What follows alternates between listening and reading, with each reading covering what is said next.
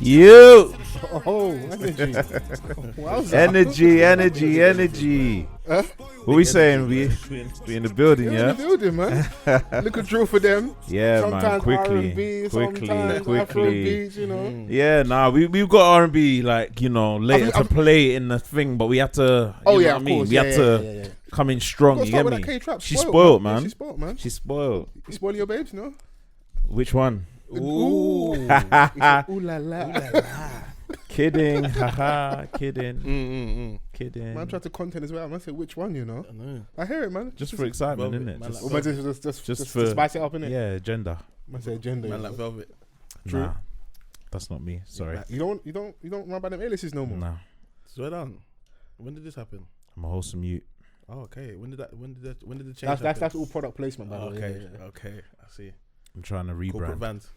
Corporate. Yeah. Fair. Okay. Yeah, I'm trying to rebrand. Okay. Yeah, it's still velvet at heart, man. Don't associate me with the velvet stuff. Okay.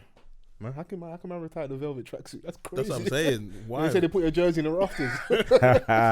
Done. Bro, I ain't worn that since. One and done, bro. That's all you need, bro. Since that episode. Bro, one and done, bro. That's all you need. Since the Velvet Vans episode. Bro, that's all you need, bro. It was too much, man. You might get velvet on the shoes though when I'm wearing a suit. Crushed velvet now. Okay. Alright. Not the crushed velvet, just the crushed is crazy, innit? Yeah. It's giving the Essex drip. Tack. It's a bit too. The crushed joints is. And you get that. You go to the yard. There's crushed velvet everywhere, bro. People have crushed velvet sofas and that. Yeah. And beds as well. Oh, with the headboard. Mm-hmm. Yeah, nah. I was kidding when I first got my place, yeah. And you know, like you're looking around, like, okay, cool. What can I afford in that? But because I've been slandering this type of like decor so much, yeah, I couldn't. I had to firm it. I had to get the Southie Ghost. I was like, yeah, it's a bit more expensive, but we'll manage it like that because I can't come and have the crushed velvet sofa. Crazy, bro. Yeah, the crushed velvet sofa is mad. I ain't even got my own place, but I'll be judging. Fair. Man put the disclaimer out just in case they get onto me. Saying, have you even got your own place though? Yeah. You gotta put you gotta fling that in there. Sprinkle that in there. No, but that's how you know. Yeah, that's probably where we can start. That the women run the internet. They run the internet streets. Say one wrong thing because the old you, the velvet you, would have just said it brilliantly. Let it fly. Yeah, just extra disclaimer. Yeah, just before you come and flog me, I'll flog myself. 8 mouting.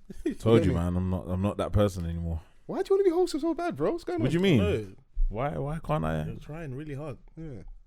You know, you don't want to you don't want me to be velvet forever. Hey.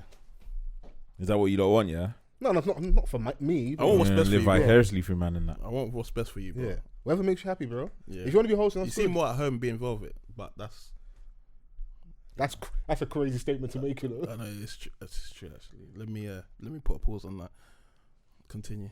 You don't want your guy to be like in the house, happy. But then I don't know if I trust it because this kind of coincides with like the season. Because the minute that's what I'm saying. The minute it's sunny again, that's what I'm saying. Man's outside. I don't trust this. Hey, listen, man. Conservative vans. Indoors. Okay. It's getting cold. Yeah. Fair. Getting cold, man. Cost of living crisis as well. Yeah, cost of living. Oh my gosh, that's the main one. Yeah. That one. Don't get me started. Got to tell babes I'll see you in 4 weeks, man. Listen. You got to start really scheduling. You can't be spontaneous anymore. Listen. Yeah, because what was it the other day we were talking about having a bad B budget. Huh. Yeah, well, not we. Out the window. You guys, isn't it? Yeah. Speaking of brands. Speaking of brands. Hi, babe. Speaking of brands. You lot. Yeah, I hear that, man. You know. Bro, it's not for you, bro. You're calm. Oh, you like me as well? You chilling? You bro, he's been in this. Pull your mic towards yourself. You're off camera. No one's gonna know because you're gonna want to join at some point. Bro, pull your mic towards yourself, man. He's got a big son and all sorts. Yeah, man. Do you know what I mean? So he's calm. Okay, that's good. He's been doing it. Yeah. So we're like 13 years. No, 14. Jeez. Now, innit? It's mad. 14. Wow, boy. It's good, man. 14. Jesus is Lord. That's dope. That's dope to see though. 14 years. It's mad. There's that bad beat budget sounds nuts though. Yeah, that's These streets are crazy right now. I want to get to that though. You want to get? Do you like? For holding someone 14, down for 14 years. And them holding you down as well. Yeah, man. Obviously, vice versa. And it's got to be reciprocal. Yeah, I can't just be holding you. You're not holding me back. For 14 years. Yeah. Back would have been done. Right, that's 14 years a slave. Steady. Yeah, steady. I hear you, though. One person can't be holding the other person down for that long. Of course. But what's holding down to you guys? What did holding down mean for you, though? Just being there for one another, innit? Yeah, just literally being in there. every sense of the word. Yeah, just being there for the journey, innit? Supporting. Yeah, like the lows, not just the highs, the lows. Have you seen me at my worst? I don't know if I want them to see me at my Not worst. even did you see me, but support me at my worst. Yeah. But because you can be seen. Yeah, true. Yeah, but get supported. And also the challenges of like changing, like as individuals. This is it. Do you know what I'm saying? Because like I can't be the same Donnie that I was 14 years ago. This is it. It wouldn't make sense. Do you know what I'm saying? I'm like not the same guy I was 2 years ago. Exactly. So like those transitional periods and having that within a relationship must be difficult. Bro, it's definitely not easy still. I'll let you know. But shout outs to you, cuz. Nah, you done well, bro. You done well. I've been watching. Taking notes on that. Yeah. It's done well, man. For sure. It's not easy. Some people have like stood the test of time, some haven't. Yeah. Some people have stood. I'll be real though. Shout out to the missus though. If it weren't for her, I don't think it would have lasted this long still. Like she put up with man in like my silly years, innit? Like, you know when you're still immature, you're not really ready. What? You was doing comedy in that? Comedy. This Don was willingly bold at one point. That's when I knew he was dangerous. I was doing dumb stuff. Well, on the Jadakiss vibe. On the Jadakiss vibe, and then like later on, I was like, started growing hair. Donnie's got like hair, and I was like, wait, why what? Why was you bold for no reason, bro? I was like, what? Bro, you know what was, bro? He's been bald since like War 5, bro. Nah. You're a fool. Nah. No. Man was in nursery bold in that. No. Them times there. You had what? No. I'll be real. What it was, like the reason why I was bold and like I would have nothing but like a 0.5 is because once again, because I was doing the wrong things in it. I didn't want to stand out in it. So with your hair low, we just blend in with the rest of the crowd. Like there's a million other. Man was doing crime at 5 and said, you know what, I'm gonna pull you off. Man had the plan already, you know. Man was like, you know what, I'm doing this, so I'm to transform my image. I can't believe I'm here, you know. Oh my gosh. Oh my days. But the little man came. He's like, alright, you're on a straight and narrow. Hair's gonna be gone one day. You might as well just grow it, innit? Fair. Nah, man. Mm-hmm. Yeah, flex the hair power, man, because a lot of man, when it's gone, boy, their confidence goes. I've been seeing more and more hair pieces on the gram, like. I saw this white old man that put on like the little toupee thing, and it looked good, bro. You look wavy, bro. I was like, oh shit, bro. Their smile's bigger, they're more confident. Fam, I support it. Yeah, I support it. Hey. I'll be real, bro. If it goes, let it go. I swear down, you're still on that vibe. 100%. Yeah, but you're 14 years in, so at this point, yeah.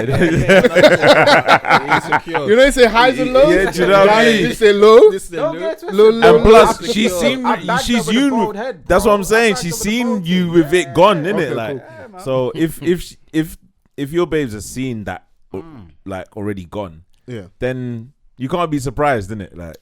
My only fear is the beard ain't coming. I got my dad's head like it's meaty at the back. So if I have to bold it off, you got the Timberland joint with like the rolls and that. Looking like Hampton Court at the back. No, that's not what I said. No? I just said it's a bit meaty. That is crazy. When them uncles have the folds, they say to me, "That's money." I said, "That's not money, bro." Oh, at the Bismarcky joint. Rest in peace, obviously. Yeah, the madness. Those views are of Vans. Hey, what we all saw with our own eyes. Yeah, we did. You know what I mean? Bro, you be in church, you just be counting the rows at Uncle's head, and I say, this is crazy. But they say as like, you know, the hair goes on the top, it comes in the face. I'll be real, I'm still waiting for it to come in the face, bro. Oh yeah, you're trying to take that risk. There's a lot of yo's, a lot of pauses in here. Like lows. Yo. Oh, you lot do the pause thing? No, not really. That's gonna be silly. Nah, you know. Oh, you need some more alcohols? Okay, cool. Okay. Why would you do that? Alcoholics. No, but you can hear it when he just. What the?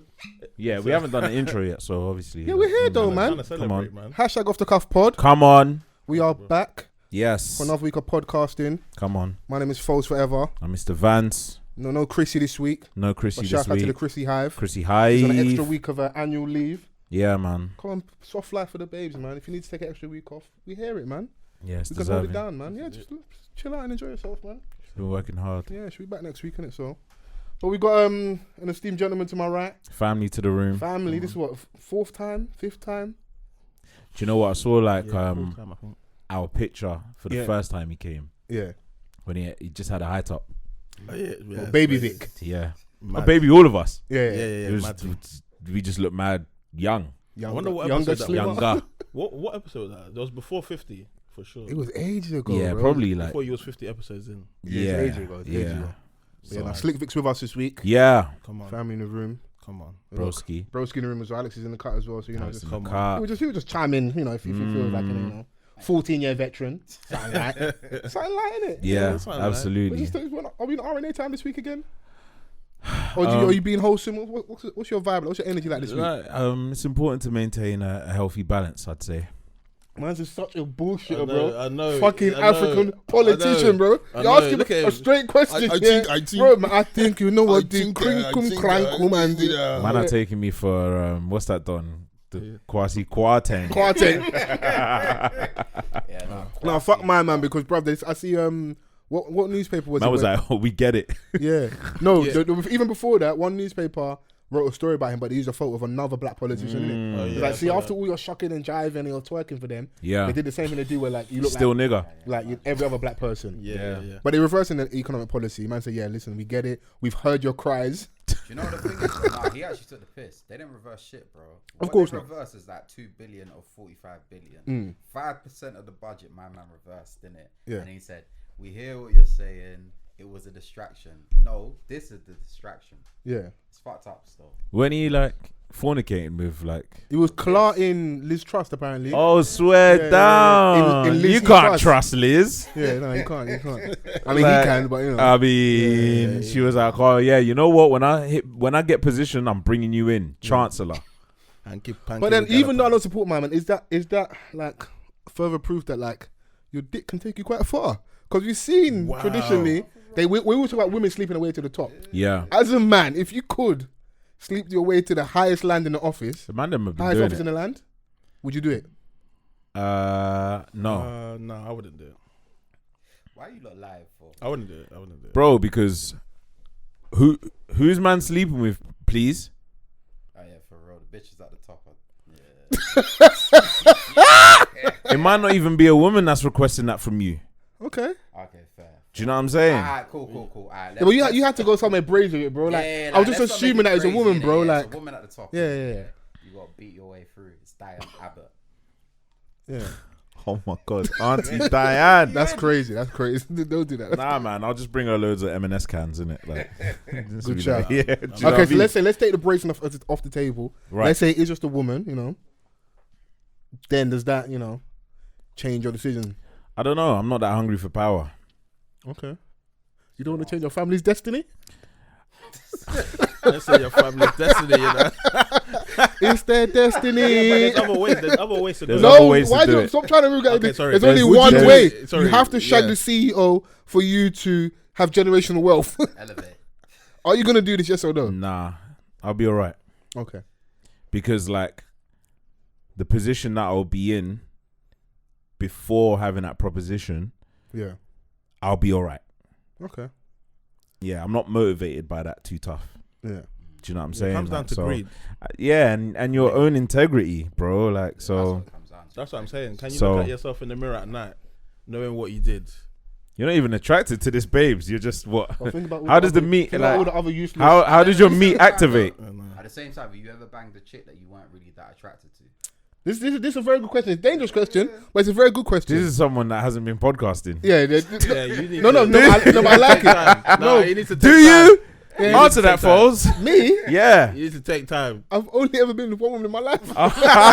Hi, babes. Oh my gosh. Wow. Yeah, you No, don't I've want to been be there. this huge. I've been there where it's like, Everyone's been there, man. you know, no, there's going to be people saying that people that no, I've not been there. No, There's we've people been young. They'll remove our Everyone's been mics from young, dumb. marriage was different. It's like, you know, that's maybe insecurities and stuff like that. You're playing around, laying down with someone that maybe isn't really your spec, but you want to feel like how all the other guys your age are feeling because it looks like everybody's getting it in. Yeah. Yeah, Even but when have- everyone's not getting it in, but like you're kind of doing stuff for the sake of doing stuff. That's what. Sure. But have all of you like grown up super confident? No, that's what I'm talking about. I was insecurity. Right. I didn't grow up super confident. I did. I grew up confident, but not super confident. Somebody that was bald in the head at 5 years old. That's a serial killer, bro. Yeah. Bro, listen, with a bald head, I was bagging bare chicks still. It worked. Jeez, man said, yeah, let me go with the DMX flow, like just start barking at these babes. Chill out. He's got that dog in him. Don't do that. He's nah, like obviously, yeah, I understand that. Yeah. Obviously, with how certain man grew up, they weren't confident at all. There was certain man that were like getting the ones that they wanted.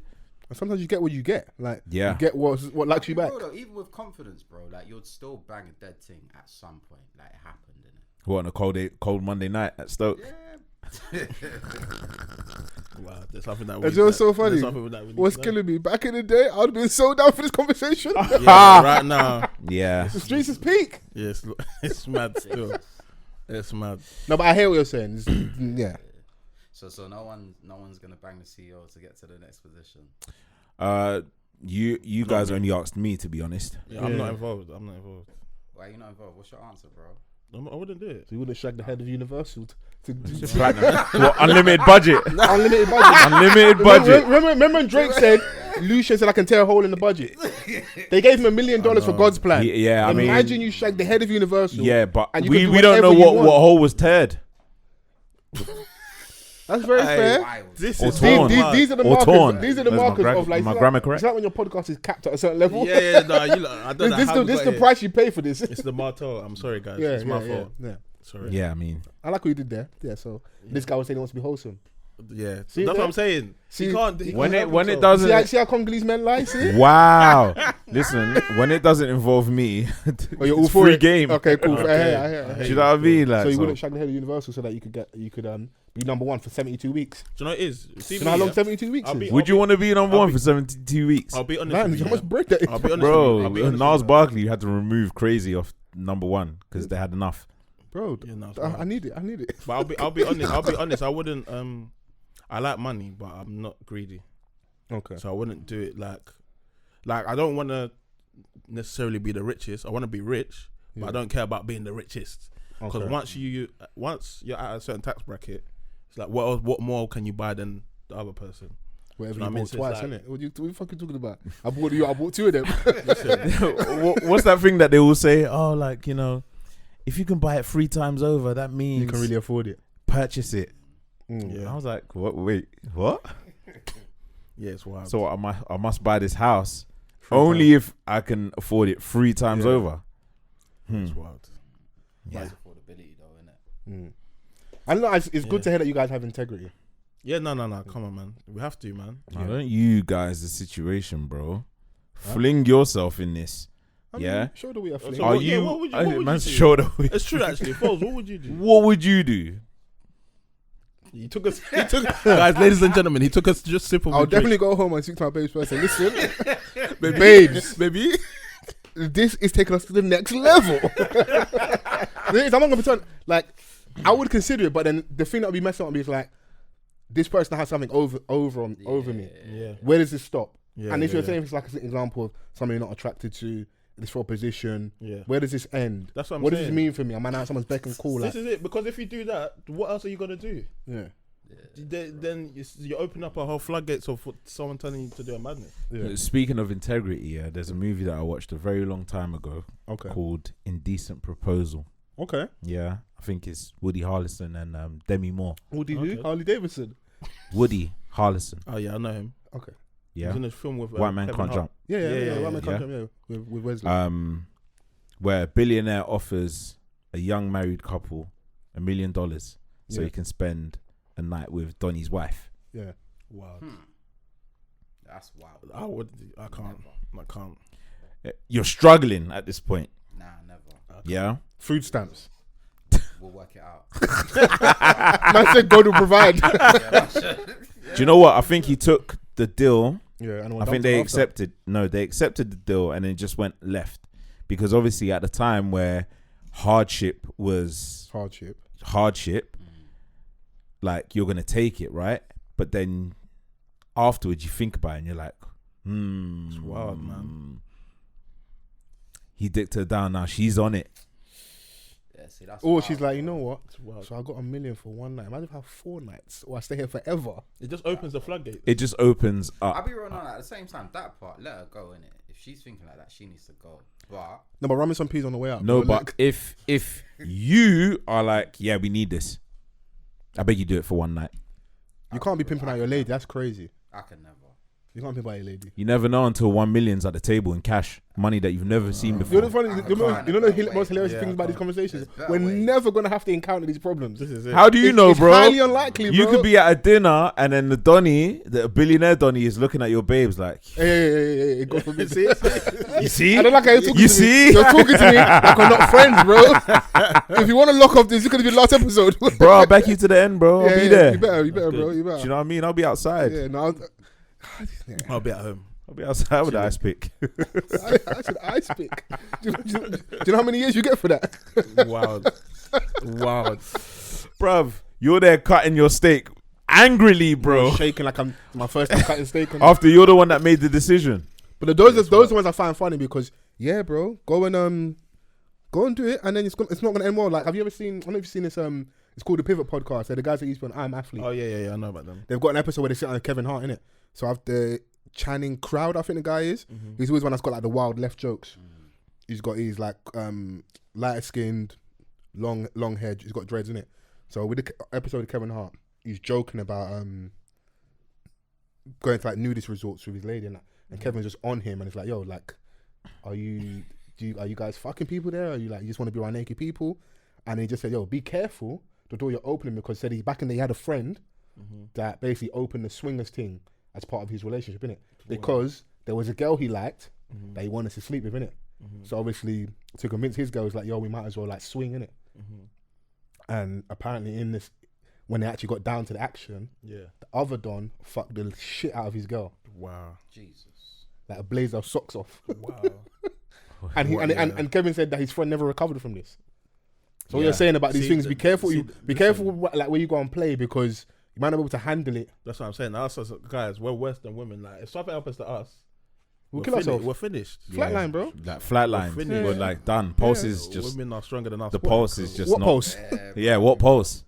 That one. All what right, I'm cool. saying. Another plot twist, the final one. I watched another movie. Better watching movies. Yeah, this is what I do, bro. Come on. Is this I what watched they pay you for? I watched a movie called The Box. Okay. Yeah. And here's the plot. A small wooden box arrives on the doorstep of a married couple who know that opening it will grant them $1 million. But opening it and accepting $1 million, it will kill someone that they don't know. Nah, That's crazy. can't do I that. can't have that in my conscience, man. I got too much empathy.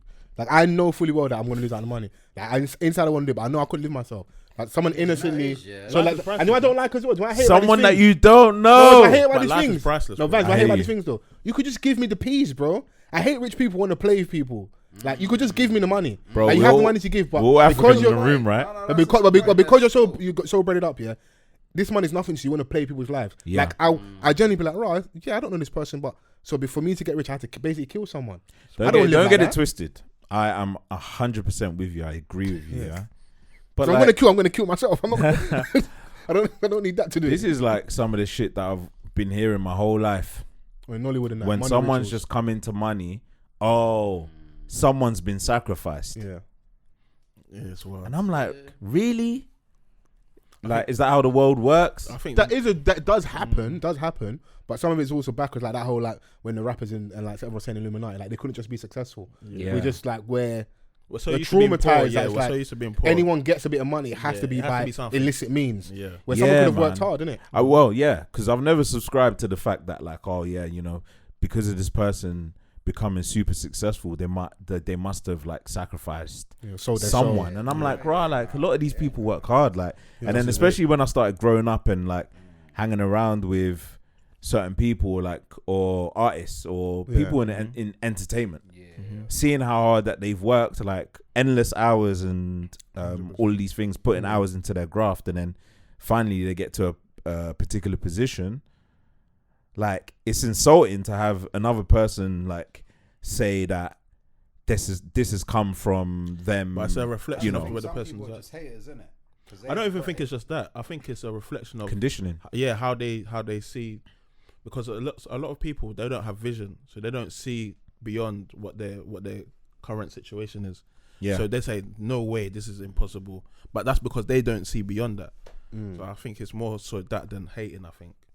I think hate is a part of it, but it's probably smaller than we would like to really imagine. Like, Yeah, it is more that not lack of understanding. So some is just ignorance because they ain't got information, and some is just because like, bro, I'm not used. No one from my ends has made it. So what do you mean you're gonna make it as a rapper? I've not had an example. That's sometimes you need someone to make it, and then like, yeah, because like you would see someone one day, and then 6 months later they're all over your TV screens, and you're like, But they had 6 years before that 6 months. Yeah, but you're not seeing that. Yeah, you're not seeing that. Say, you've changed, or you know that one, you've changed, or you're different now. It's like, no, it's your perception. Okay, cool. So we've got Slic Vic in the building, yeah. Okay, well, obviously, passion, energy. Nah, like we do, we do. We have Slic Vic in the building, and obviously I've known you for years, and now you've progressed. Yeah. To today. Yeah. By the grace of God. Looking like money. No. Let's not lie. No. I've been with you from. What are you trying to say? That's shade, you know. Wow. That's shade and kind of compliment the same. No. You're looking good now, but back in the day, no. If you saw the but jeez. Yeah, no, but bro, we was also meaning. Bro, we were boot cutting together. Do you know what I'm saying? Boot cut twins, bro. That's there's crazy. one particular picture out there. Yeah, there's boot cutting. That's crazy. Do you know what I'm saying? But like, have you had to deal with some of that? Yeah, I'll say on a small scale, yeah, where people assume that when they see certain things, they start assuming certain things. But it's like, if you ask, Alex is here. Alex has been my best friend since I was 5 years old. Yeah, he'll tell you if I've changed or not. I think it's just people's perception of, because they're seeing you doing something, or they don't see you as much, they'll automatically think, oh well, your personality is different. But it's like we grow up. Yeah. Like everyone changes. I can't hold you to that. That's what I'm saying. Everyone evolves. We grow. We're not the same way we was when we was younger. Stuff happens, but I feel like the foundation of all of us is the same. It's just that we're just different. But I feel like we're adults. When you're, that's the thing. Some people do change. Yeah, you're not one of them. Just to say, but some people do change, innit? But sometimes change isn't a bad thing. No, Vic's changed, but just not like in a change that we. Not negatively. Not negatively. Do you know what I'm saying? Like he's changed in like he's just grown up. He's just, do you know what I'm saying, applied himself in a different way. Yeah, do you know what I mean? Like more focused now. Yeah, man. Bro, he's changed, bro. I have changed. This guy's changed, bro. I've changed. Come out his shell. Definitely. And he's very much like, he's like, you know, someone doubles down into who they are. Yeah. This guy is very much who he is, bro. I proper like that. Like with Vans, like I knew Vans. Like Vans it used to be very quiet, like reserved, but he's letting humble. Nice flair. No, he's still humble. He's still humble, but he's still he lets his personality show. It's good, man. I like it. You're being yourself, man. Yeah, I mean, for the most part, I still like to be. Out of the two of us, put it this way, this best way I've seen it. If we're both in the club, yeah. 8 times out of 10, I'm probably gonna be the one in the middle of the dance floor. Dan's in the corner, chilling. He's blending in with the furniture. Yeah, man. Hold the corner. Front and center, innit? Yeah. I like to hold the corner. Bro, I don't think any of us have changed. We've just grown up. That's all it is. Yeah. We just got responsibilities now, and we want to do something with our lives. When you have ambition and you want to do something, you're gonna have to change. Otherwise, stuff won't get done. I said earlier before what Alex was saying. Change isn't necessarily always a bad thing, innit? Yeah. Like there are obviously will be negative change. Someone like maybe feel themselves too much, or there's like a certain issue of like access or how you treat your people from when you were at a certain point to a next point. Yeah. And sometimes they treat you different as well because they don't also know how to manage. And it's not me. I'm talking as a person that's successful. Like I'm just talking that perspective of like they sometimes have an issue dealing with where you've got to now because they maybe expect you to move a certain way and you don't, or you maybe don't respond. You don't respond to a text in time. That's what I have. You don't call back in time. But it's a business. It's a. I can't lie. You hit the nail on the head. That's what I get criticized for probably the most. Same. like messages. Do you know the funny thing is his communication can be, there's no middle ground. His communication can be A1 or it can be shockingly bad. But I know other stuff. Mr. Van's communication's been bad since. Do you know what? But it's an ongoing fight. Let me just say that. If his babes now will not communicate, he won't hesitate. Probably why. He will fornicate. Probably he will rotate.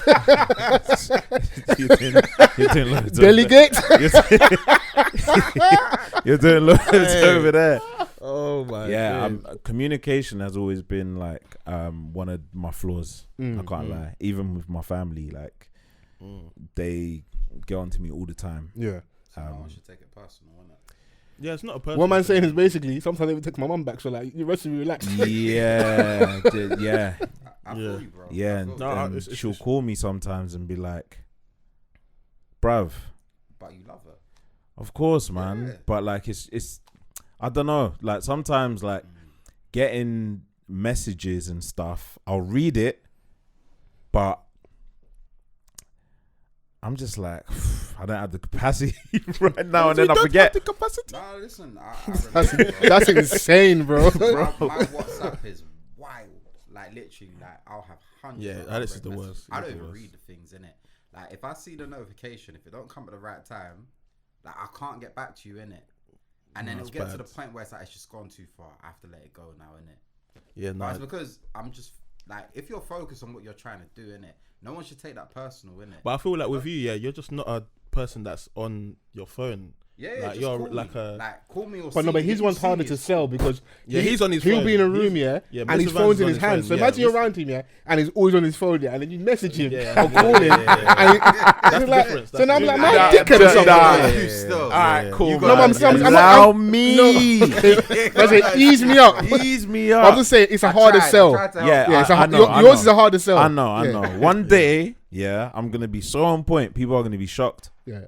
I hope he's gonna start initiating and stuff like, yo, where you at? Do you want to be on point? Like, do you want? I do actually. That's good still. Just trying to do inner work, but there's like so many distractions. Distractions or obstacles that are just currently in the way. Wait, I know it's trying to say, what, do you need therapy to text back on time? Are you crazy? What's going on there? No, but it could be rooted in something else, in a lot of other things. Fair. Do you know what I'm saying? Okay, so, but yeah, man, like I still love y'all. Yeah. What he asks you is hilarious because sometimes being off point, gives you wiggle room with other stuff, innit? Because man just don't then assume that our Vans just being Vans or Fols being Fols and that. Yeah. But I can be doing a mad thing somewhere else. Yeah. Do you know what? Sometimes I'm like, like I don't even know how I've managed to navigate through life this far. Serious? Like just with how you move. Yeah, how I am. But if you're saying you might be willing to address, that's a good thing because sometimes you don't want to get like lulled into like a false sense of security where like you feel like that's kind of how I am. Everyone's gonna accept that, or it's gonna be fine because maybe your friendships or your family dynamics or your romantic relationships, maybe that's cool. But if I like to think you're not like that at work. Yeah, I mean, like I can self-awareness is key. Yeah, and I know that I have amazing qualities, which has allowed me to build certain connections and stuff. But then my flaws, they can hold you back. They can hold me back, or they can be devastating sometimes. Okay. Do you know what I mean? Like, so trying to like, get to a point of balance is what I'm currently struggling with. But I believe that I'll get there. No, you get it because I just don't want them to call you in a meeting and he's there sweating like Dexter Daps. That's what I don't want for him. That video was crazy. That video was crazy, bro. How can you be aircon in that room, bro? It was killing him as well. He was at a big boy studio, fam. And he was melting, bro. I would have been like, you know what? Nah, but we're in a studio and we've got the fan on. No, but we have to switch it off. But he gets woman. I get it. He was obviously performing as well, but brother. And also, it's like because that platform they did a close up angle, so you can just see his man is sweating everywhere. It wasn't a flattering angle. Yeah, it was. Yeah, it wasn't. Big up Dexter Daps though, man. Who's that? What? You on the Dexter Daps? Bro, I'm so out of touch, I swear That's what I'm saying. He's not in his 100%, phone. He's just in the. Someone out could be on like, bro, social. you got a little Dexter Daps vibes going on. It's true, though. It's actually true. You're giving Dexter still. Yeah. I don't know if that's a good or a bad thing. Go Go home, research it, go yeah. home You might have taken a and piss. tell your You woman. said this nigga was fucking sweating. He was, fucking bro. looking Bro, crazy sweat shit. is a Yeah. natural thing, no? Yeah, sweat's not Bro, just man, I'm a fucking sweating, bro. Dexter, Bro, go home and tell your woman, bring it to the owner. And she might be might like, you have know what? no I one. hear He's it. a You big might have a boy- little no, you- he's a big boy dancehall artist. Yeah, Big boy. big boy does right still. Yeah. And he's even married. The way he moves on stage is insane, bro. Fam. I True swear down performer. he's married. Apparently so, yeah. Okay. I know the guy's like, bro, it must be mad. I couldn't imagine being his girl now. You're Shove not. a mad but, you apart. know, Mad. yeah. Big rhythm, by the way. Yeah, big bro. He's a sick performer still. Man said long time and a killer, man. Jesus Christ.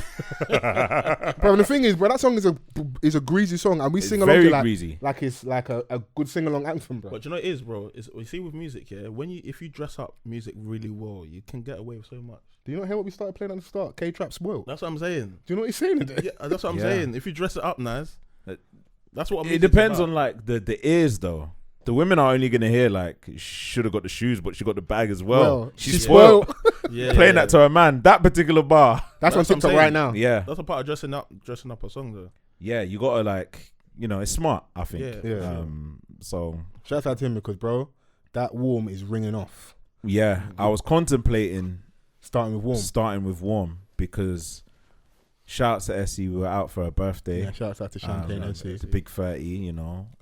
We out celebrating, and that had like multiple wheel-ups. Vic, we're in a dance, yeah. Shout out to SB 2 times, yeah, and her Yes. broski, yeah. Bro, they was making it rain in there, bro. Yeah, big them amount. like big boy pound Big notes. So them telling up. DJ even said like at a certain point, like, I appreciate the money and that, but we have to play other songs. But I'm not I think we wore that warm like 4 or 5 times, bro. But the Swear thing down. is that like I think that sometimes those things are warranted. Yeah, of Like course, I've yeah. said before in the past, I'm not an advocate for money pull up. You're supposed to be playing the tunes at the right time Facts. for me.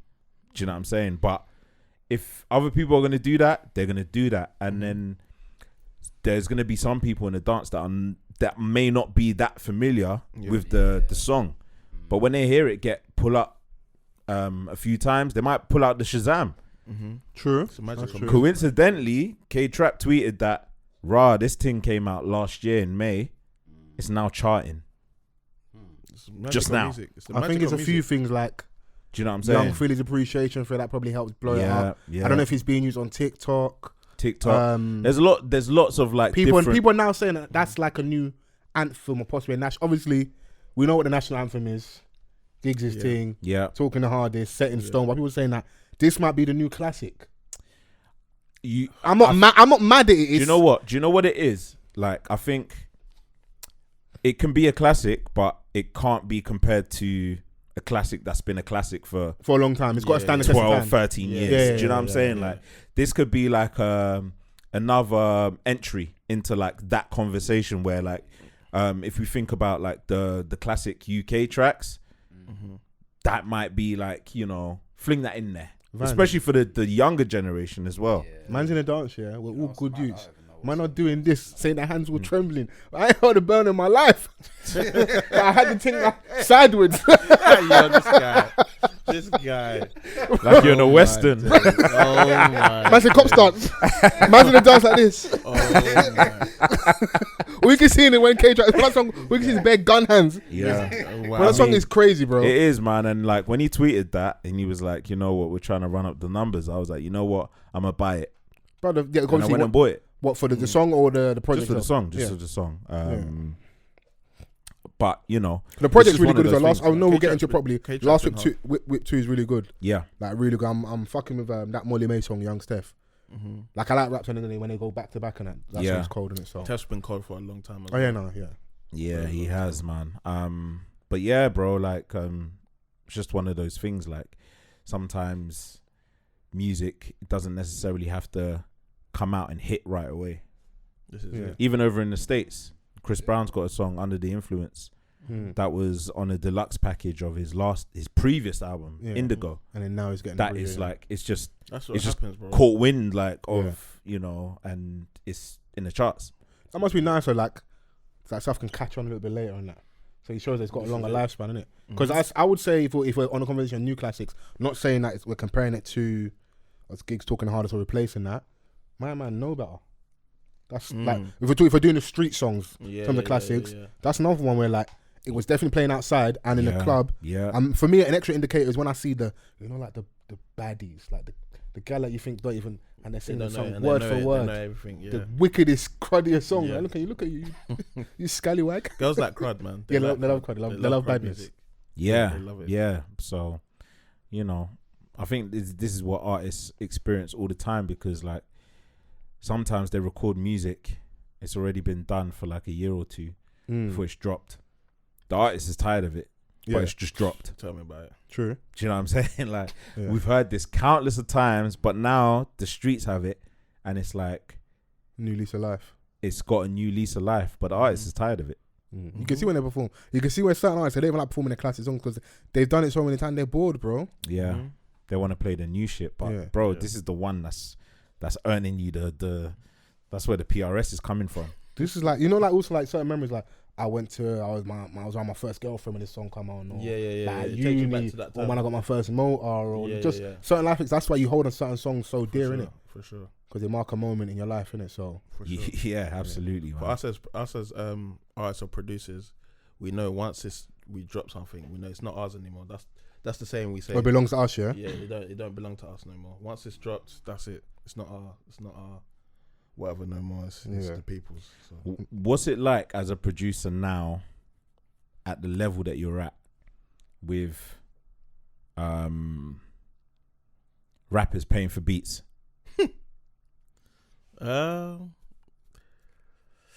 It's like anything else, really. Give us some more Martel. We need to. I'm gonna do like how Nori does them on drink champs. I'm good. That yalla. No, nah, because what'd you call it? J5 and that. TSB, shouts TSB. He came out today and was like, he's tired of hearing rappers flexing when they can't even pay for the beat. Oh yeah, I like that tweet.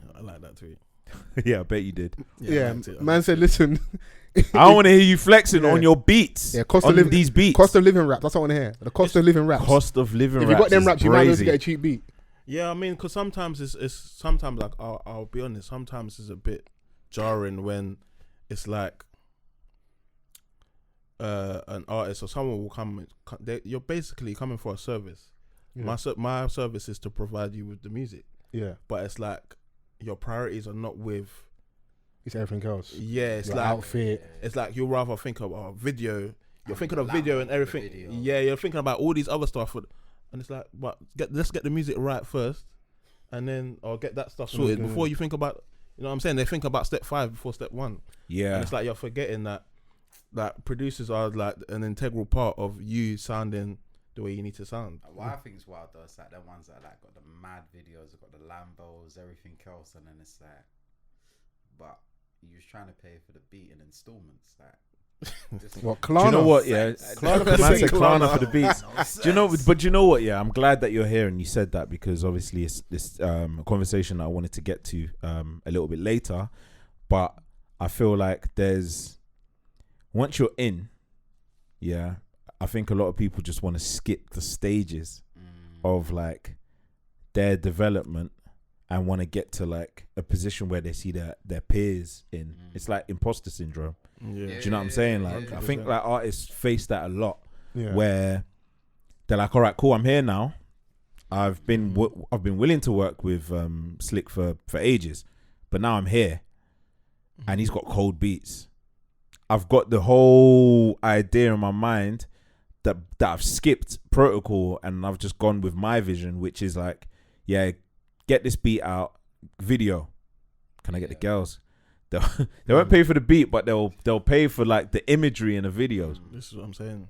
First, or they will, or even they might pay for the beat. Well, they will definitely pay for the beat, and then they might not spend time on the mixing, and then the song sounds trash, but the video looks like $1 million. I said a story the other day. I told a story the other day. I think I know what you're talking about. Yeah, I mean, an old friend sent me a tune. Okay. And you know, like people send me music all the time, and I always listen. A&R Vans, we love to see it. Come on, unofficial. Come on, we'll get you a job. Don't worry. But I was like, yo, like this needs mixing. But the thing is that like he may not have expected me to know what I was talking about. Do you know what I'm saying? Like he must have thought that, he's just a generic music fan. But I know what sounds mixed and what don't. And I was like, yes, this is cool, bro. It just needs a bit of mixing before I play it on my platform, bro. And he was like, nah. Verbatim, he just said nah. What, NAH? Full stop. Damn. He's like, nah, it's perfect. No. Did you text back? His priorities are wrong. No. Let's did you text him back after he said nah? Yeah, I did. Okay. And I was like, bro, like you need to understand that I don't just come here every week for bands, play, for bro. shits and giggles. Do you know what I'm saying? Even though we do come here for for a good laugh and stuff, but I want a lot of people to I want to co-sign something that I can present to others, just in a way how like Slic has come here and he's played his music, which a lot of people have come back and said, yo, like this is amazing, or you know, they've jumped onto his. Like I want to be able to present something to my audience, which is of quality, something substantial. Like don't give me something that's half done. He was like, nah, like I know my thing. And I said, well, okay. That's another And as that issue. person, where's that person at musically now, career wise? I haven't heard from them again. Okay. Personally or like musically? Both. I'm not involved. Let's say spiritually. Yeah. But it's mad. The crazy thing is, in the industry, you have a lot of people that are stubborn. Like even me, I can be stubborn about things, but I think the key is to be open to criticism. I get it though. Open to because you're looking at things in a particular point of view, but someone else might see it in a different way that is beneficial for you. Though, he's talking about like this thing won't mix, bro. Like, just and that's someone's come to you. They want something from you, which is, I'm assuming I want you to play this on my podcast. Did he ask for an opinion, or? Well, he is, bro. He wants you to how he came, he came with like supreme confidence, which obviously I love. And I've seen him like, you say you just had to burst his bubble. You had to. He was just like, yo, you had to do it. He's like, yo, play this one on your pod. Oh, he said, yo, play this one. Yeah, he's like, play don't this text one. me that. That's crazy. He's like, yo, this is the one. And I know that people are going to be sensitive, when it comes to their art. Do you know what I mean? Like, I wouldn't want to have someone come and start criticizing my podcast. Do you know what I'm saying? But I know that it's going to come, innit? I know that it's going to come, and if it's from someone, if it's from someone I'm cool with, I know that it's coming from a genuine place. Yeah. Do you know what I'm saying? Like, so it was just me saying that I will play it if you just tweak it a little bit. Yeah. Fair. And then obviously I think he may have just taken it the wrong way, but like there was no disrespect in it. Yeah. Do you know what I'm saying? Like even when he had his stance and I had mine, it was just there was no disrespect, because not only that I was friends with him, I'm friends with the family too. So it was just like it didn't need to get to that now. Obviously you just didn't get the song played, and you ain't spoken since. Nah, not really. That's crazy. Christmas is gonna be awkward, boy. Mad. Yeah, but this was like a couple years ago. I'll put your leg in it, but yeah. You know what we do? So you were here. Vans mentioned people like loving your music. So you came a couple years ago, and that was when you played us the Drive EP. Yeah. Which you thoroughly enjoyed. Came again. Fly Hitters 2 with you and Mash. Yeah. Shout out to the boy Mash. You came back again for episode 300. That was just like not about you, me. That was just vibing with the boys and that. Come celebrate us on our French episode. So thanks for coming down for that. So you're back again, but you're back with product. Yes. You're back with music. Before we crack. I mean, cost of living crisis. Chill out. Because the crime rate is going up. He sprinkled something in some of this shit. We're going to get into the music, but for the people that haven't listened to any of those 3 episodes, heard you before. Give him a rundown of your biggest songs you produce. I hate this question. No, but it's important though. You may hate it, but I love it. Do you know what it is? Because I forget. No, we can remind you. You don't Line me up. You don't know your accolades, bro. I'm trying to think. The motto is playing with my I brother. like, man. Okay. I think it's more so like. Okay, who are the biggest artists you've worked with? Artists. I'm so bad. Alright, cool. So, I've worked with Scorcher. I've worked with Wrice. I've worked with Tiny Temper. I've worked with who else is there? G Fresh, Blade Brown, Young's Teflon, Jeremy. What other? I can't remember the names. Haley Cassidy. Louis Kessian, Marcus Ari. I'm so bad. Bro, man, you had videos. Amaria BB. Pound Sterling Fresh. You did Pound Sterling Fresh? Yeah. That was like one of my. Do you know why we should say that? Because shouts out Pound Sterling and Pounds. when I was talking podcast, yeah. Anytime they talk about like his heritage, that's a reference point. In terms of UK rap, you're the guy that produced that, bro. Yeah, no, so we have to remind people, are you crazy? Ain't nobody fresher than me. Ain't nobody fresher than me. Fam, do you know what? Yeah, do you know? I was bumping that hard. Yeah, and then I met him. And then he was like, "Oh yeah, I'm a producer," and I was just like, "Allow it." His inner hater came out, and I was like, "Yeah, I've heard that one before." Yeah, I heard that old chestnut. And then he was like, "Oh, I'm just working on a couple beats in his room." Because I was in the halls, like, just, I don't know what I was doing there. But doing what you do, yeah. I was around. Knocking doors, handing out leaflets. Sure, evangelism. I see what you did there. Wow. And then he mentioned it, and I was like, wait, what? Yeah. And I was like, nah, that beat was hard. I ain't even gonna lie. You're lucky we didn't start playing it for this. Smash though, like that was like. But I went platinum in the streets, bro. That was in the streets. I was like, he's looking at me like, bro. I was just. That was a different time, bro.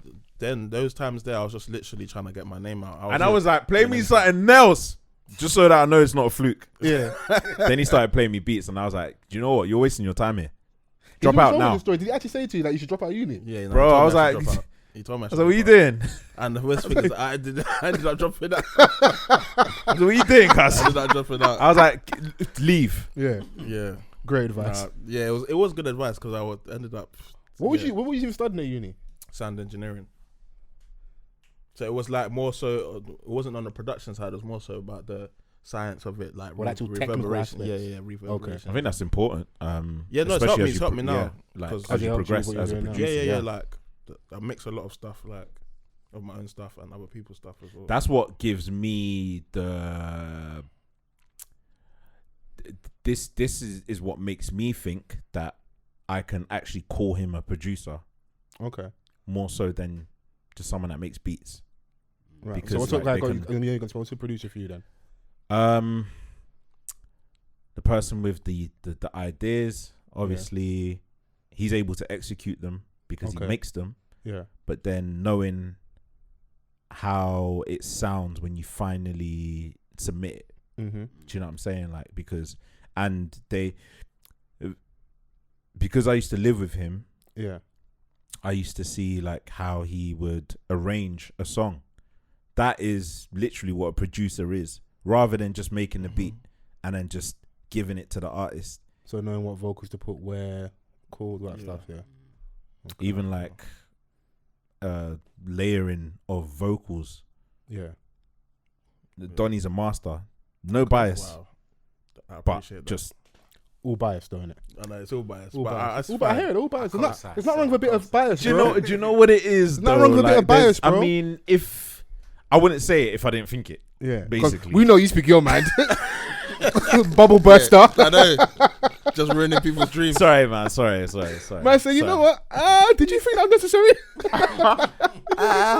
I mean, it is what it is. I hear it, man. It is what it is. It's so awkward when you want to live your truth and be honest with someone, yeah, and like fucks everything up, but you wanted me to lie to you. I know. Because you know it was bad as well. Because of how I am, so the knock-on effect would have been Vans would have allowed him, he would have played it, and I would have slaughtered the song. Wow. So it would have been, and now he's like, walk on for your boy. Yeah, no, it's mad. It's mad. And I told Vans, tell him to link me.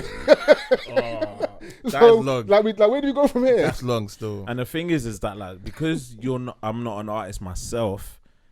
Another artist hearing it from someone like me, it could be like, "Oh, you're violating." When it's just, it's not that. No, of course. I don't want to. I want to get off. I don't want to. But yeah, I got one more joke, but I'll say it for like, give me like 12 minutes. But shout out to the boy. Slic Vic is here. He is. You got a new project. Yes. That's coming. What will that? Yeah, I know. I'm trying to think about. We didn't do no debrief, innit? Yeah. And because of the natural bias. Yeah. I got to be fair to you as well. And yeah. So basically, what I can reveal today to you guys is that I got the single for the first single from the project is coming. Yeah. Friday. This Friday. Yeah. So you're listening to podcast Thursday across the weekend. Yeah, it should be out. It should be out. Hopefully by the grace of God. Called "I Need You," featuring August 12th. Who's gonna say August Alsalinas? No. This is August 12th. Still in the elevator with his bloody mouth. No, Jesus. no. August 12th. August 12th. Yeah, sick singer, songwriter, and that's the first of the project. And I'm gonna give you a lot of the exclusive right now. What's the project called? Get the horns ready. No, I'm joking. No, man, I pattern that, man. You got one job. Yeah. Hey, listen, So, bro, I'm here, bro. You got one job, brother. The thing is that before we get into the song, Yeah. I want to talk about it a little bit because this is like sort of like your first real introduction as you. Yeah, it's mad. Like, no, out because there. Do you know what's mad? Because obviously, as you know, I've been dropping like my own little projects since uni, so like since 2013, 14. Yeah. But this is like, I would say, the first one that's like I'm putting it out properly. And he's like fully in it. Yeah, like I'm doing it properly. Like looking into the lens. Making eye looking into the contact. babes' eyes. Well, man's got love interest in that in the video. And that. I was like, Bro. yo, look at my guy though. You didn't invite him to them videos, did you? Bro, I would have been in the back cussing. Yeah. I'm sure I did. I'm sure I invited you to one of them. I couldn't make it. Yeah. But So this guy, I see a video of this guy sleeping in the studio. This is not the guy you bring around. Bro. This guy was snoozing in the studio. yeah. Bro. Just slumped. One thing about me, I'm asleep. Yeah, Yeah. fair. I hear it. That's it. Do you know what I mean? Like I've heard the song a million times, bro. Like if I'm tired, I'm asleep. Okay, cool. The spell is missing me, yeah? I know like what we see on the internet sometimes, especially the gram, whatever, and like these behind the scenes. A lot of studio isn't that sexy, like where like you're hearing the same song over and over. Yeah, no, it's not. Bro. It's not. People glamorize it. It's not. Bro. I remember one time my boy, his cousin Da Vinci in it, so he was working with him at the time, doing some music and that.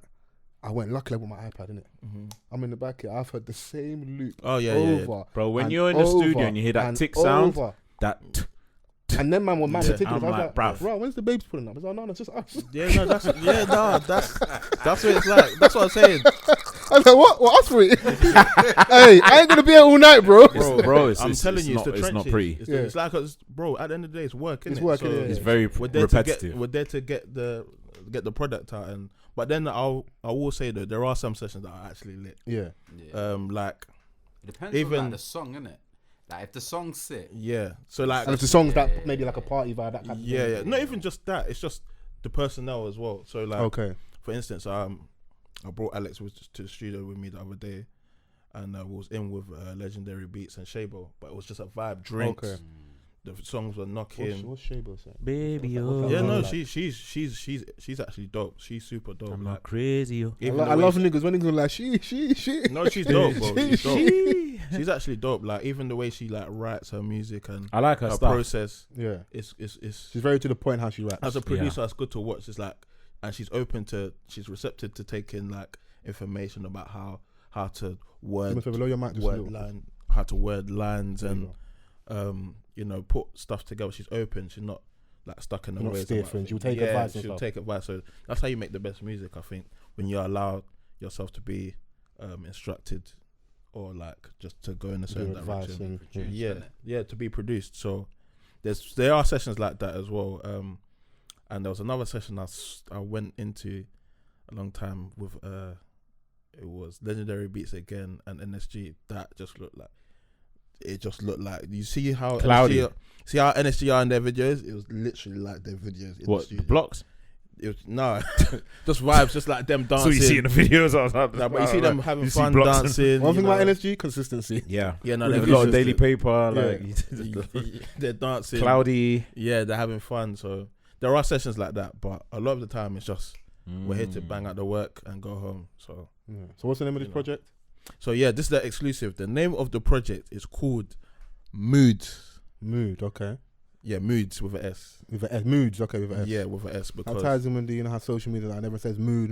Yeah, because I was gonna call it Mood, but I just changed it to S because I don't know. I just thought like moods, innit? These are the moods, innit? Yeah, you might be getting different moods throughout the project, and so you hit the nail on the head. So it's different tracks, but they're all different moods. So. Yeah, and I like to keep I don't know, obviously because the last project was one word, so I wanted to keep it one word again. You know, the last one was Drive. This one was Drive EP. Yeah, it's easy to that project's hard, bro. I appreciate that. I know that this one's good for the ego of me and Vans here.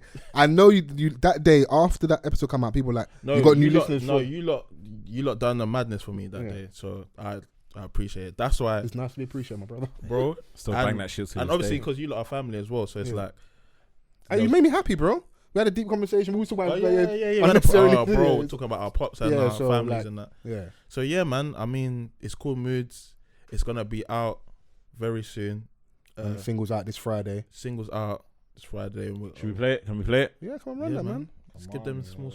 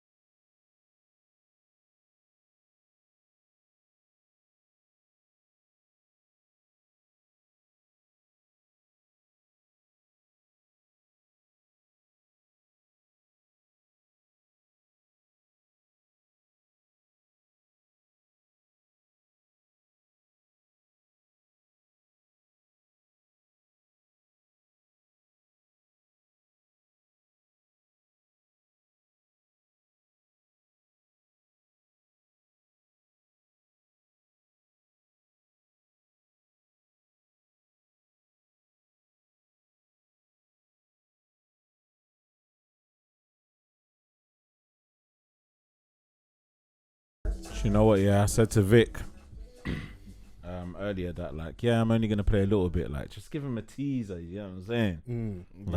I'm gonna play a couple tunes, but just a little piece, just so that they can be like, all right, cool. Yeah, I'm waiting for this. Yeah, just wet the appetite a little bit, you know. Do you know what I mean? Like, the single's coming out, obviously tomorrow. Yeah, tomorrow. Yeah. But bro. I mean, for me personally, the whole aim of this project was to just kind of do what I did with Drive, but just take it up a bit, another level, really. More songs, more different artists. vibes, more artists. I mean, with what you just heard, it's I don't know, it's not my usual. What's the inspiration behind that? Like, that's like giving us a bit more. It's up tempo. It's up tempo. I just wanted to do something different. Like, obviously, people know me for like the contemporary R&B, but I feel like I just wanted to touch a couple different bases because I feel like. Are you trying to go to Ibiza? Nah, I'm just trying to give different moves for all occasions. I try to cover everything. So, I mean, you'll have slow vibes, fast vibes. You know, this is more like sipping your drink. Did you tell babes that you need them? Do you know what? I'll be real. I'm gonna be open, guys, with you guys today. That would be nice. Yeah, I'm gonna be open. That's from a real place. It's from a real place. Not even need. Yeah, because it's like that's a bad one. If you don't stick around, I will die. No, because it's like, you know, when you're in this, it's like, you know, when you're in a, I don't know if you guys know, but you know when you're in a situation that's like you're feeling someone and you think they're feeling you too, or you're friends with them, and you want to entertain the thought of going further. Like, we're such good friends. This would be crazy. Like the foundation is amazing. Yeah. Like, it's like, let's take it up a notch. I feel like I need you like in that capacity, but you know, sometimes it don't work out like that. So it's like, has the person in question heard the song? No. Okay. But the person in question, that situation's done anyway. So bear in mind. Okay, so I'll give you a bit of backstory. Yeah, the project was made. The majority of this project was made during lockdown, December 2020. I've done like 95% of the project in 1 week. He was in the trenches, bro. He was in his bag. I hear it. All in my bag. There was nothing to do in it. There was nothing to do. We couldn't go out. Yeah. It was December, and I thought, let me just make some music because I wasn't really planning on doing another project for a while, and I made it. And then, so each one, I was just thinking about, you know, stuff that I've been through, and this tune was just one of the things. This guy, So it was about a young lady, and who I was friends with. Okay. And I wanted to. I've never seen you so shy and bashful. This is crazy, bro. I don't like to talk about. You don't talk about your feelings. I don't like to talk about my personal life. We're talking about another Donny being shook on the mic. And now look. And now look at you. No, do you know what it is? Who would have thunk it? I don't really talk about my personal life, innit? So yeah. Fair enough. Let me just be a bit more open today. Yeah. You know what? So yeah, man. Use as your muse, innit? You broke my heart, but I'm gonna make a banger. That's exactly what, bro. I've done that plenty of times. But I just don't talk about it. Yeah. You just hear it and you just think it's another tune about a chick or. But we are going to Ibiza, by the way. Like, I need to enjoy the vibes. So we are. Oh, okay. Yeah, let's go then. We're gonna enjoy the vibes. But yeah, no. So that was about a situation. Yeah, that's it. But I tried to keep it. I don't know. I purposely try and make things easy listening for people. So I try to make it. I said the chorus is repetition. Yeah, overcomplicated. It's a dance song. You don't really need to be saying. That's how you're gonna get people to remember the song, remember the words, for it to stick. Yeah, it's a vibe. It's a mood. I know what I'm gonna play today. Okay. Yeah. I know you've listened to this song, this project like 50,000 times, innit? Yeah. I hear it. Listen. And there were just certain songs that he had done. Yeah. That I've had on my phone for about a year. Okay. Yeah. That were just like, you know. I was on to Vic. Vic doesn't know I was going to block him on all socials like, till he sent me the music and that. They just messaged me at the point like, looking forward to seeing you next week and that. What's your email? Let me send you some stuff. I said, brother, but the thing is, load the inbox, bro. Yeah, because I think this is like the first project where he's taken the longest to send me the music. Okay. Like usually I'd have it pretty early, but like he was very particular with this one. And there was a song on this project that I heard, where when I first heard it, I stood up. You know that Khaled meme, that DJ Khaled meme where he just stands up and when he's for the gym. Which song is this? The last one. Oh yeah, that's a vibe. Bro, I can't lie to you, I need my friend to gas me how he's gassing me. I can't believe, this is love, you bro. know. This is love. I will never forget. He was like, stop. He said, stop the tune. He just said, stop it. He didn't even say reload it. He said, just stop it. I just stop. Bro, I couldn't believe it. I was like, nah. This is doing something to me that I can't even admit. I'm with you, bro. Jesus. If it's the one I think you're talking about, I'm with you still. I was like, bruv, like I'm super proud of this done. I probably even like a teardrop came out. I love it. We're just getting mad, empathetic, and like. Bro, it's mad. Why do we always do this? I don't have emotions. Bro, we're getting older. Like, we always do this. Give your friends flowers, innit? Yeah. Fols, No, it's not about me, bro. It's not about me, bro. It's not about me. It's all about Vic. It's not about me. And I shout out to our 14-year veteran. Yeah, I gave him his flowers earlier. Bro, you're on your way to your second testimonial, bro. That's crazy. I want to actually take some time to give Alex his flowers right now. Go on. This guy, obviously people can't. If you're on YouTube, you can't see him, but he's been my best friend, my business partner, my business manager since I was 5 years old, bro. I used to go, like, my mum used to drop us to school. Being manager, it wasn't my business manager. Being bold at 5 and managing at 5? No. He became my business manager. Man became a project manager at 9. No. I said, Prince too? What's that? He was bold willingly. Of course, he was project managing at 9.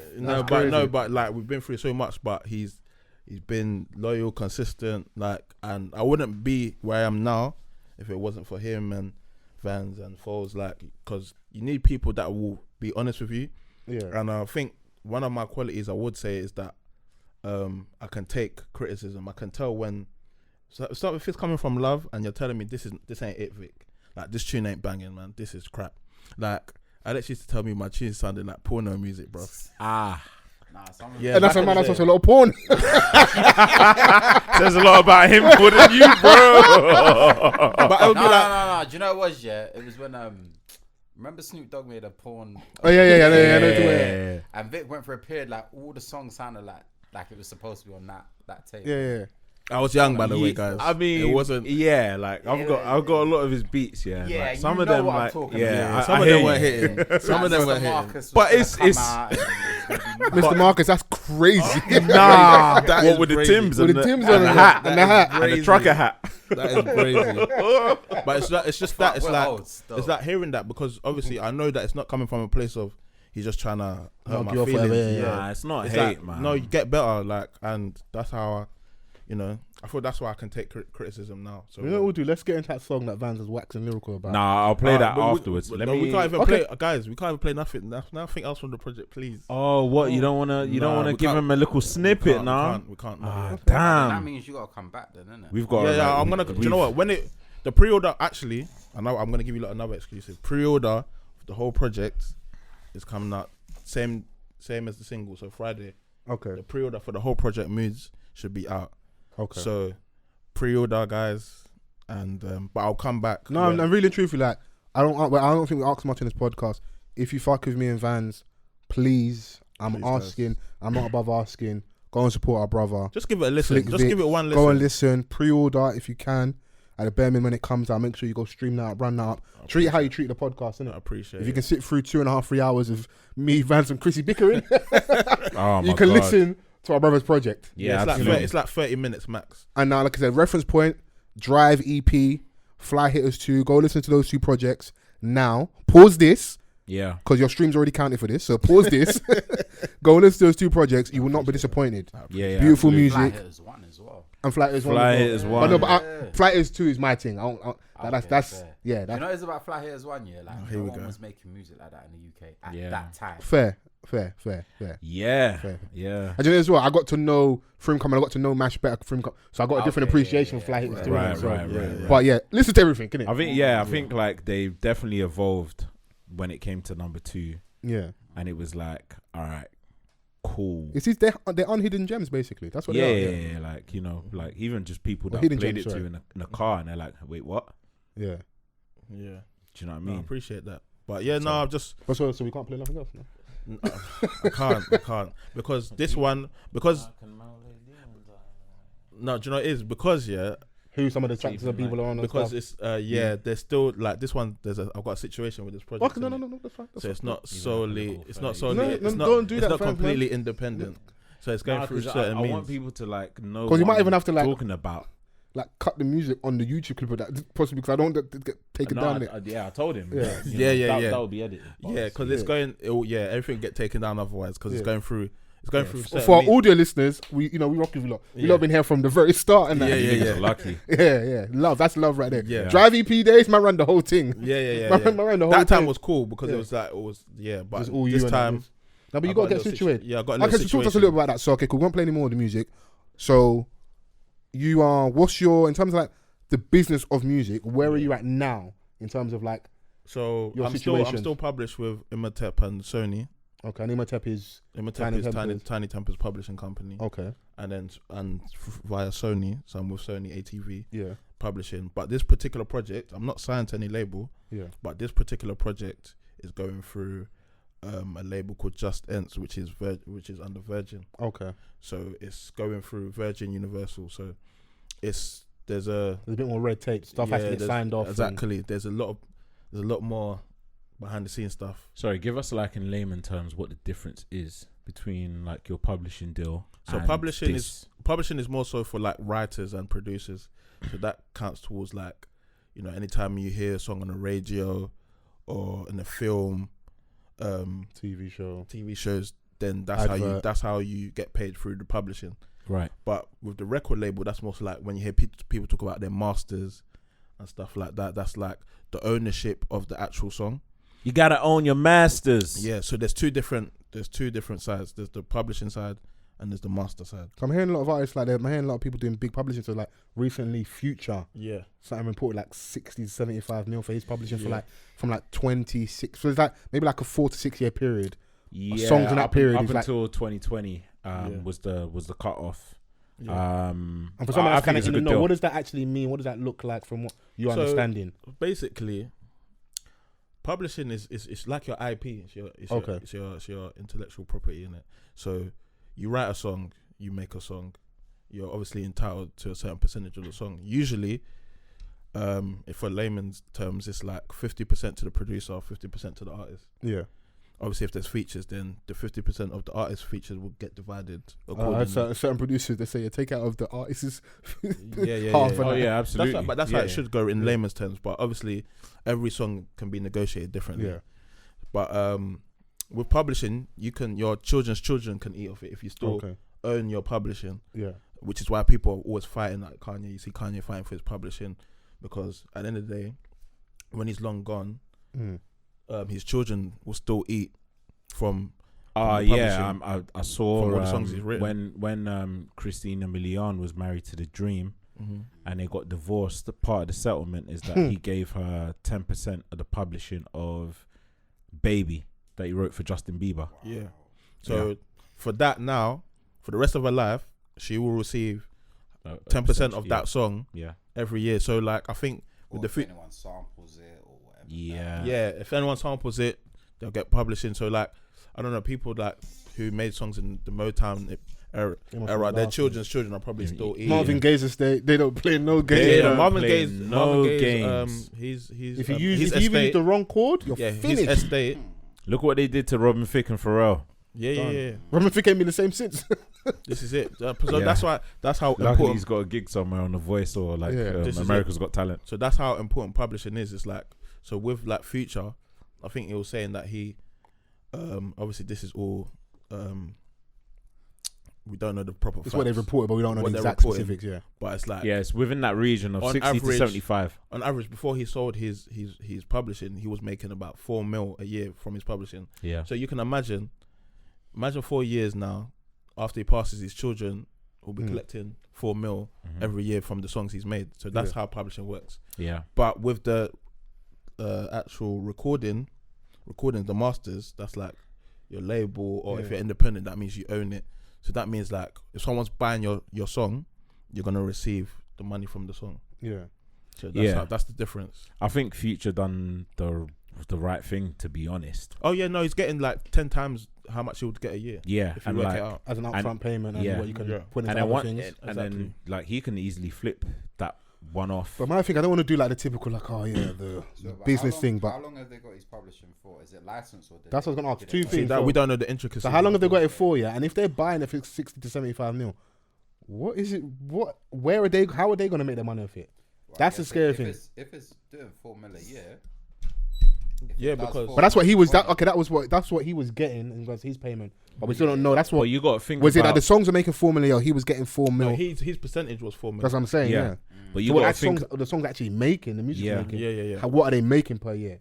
But they're just making what he's making because they only paid for his publishing. Yeah. They don't own the rights to the record. They don't own the masters. That 4 mil's not there. So there's still gonna be like a percentage of the music that he would make off that, even regardless of the fact that they've got the publishing. Yeah. But then it's only of a certain time period. It ends at 2020. Like he was, even after that, he's been securing number ones. Yeah. So like anything he's made from there, and he might just be betting himself that I'm still making hits. I'm getting better and better. Yeah. The last album was good. The last album went number one. The big song with Thames. This was basically him getting a big payout for early, and he's getting more. And I could be looking too much into it. It could just be as simple as like, some companies, they want market share.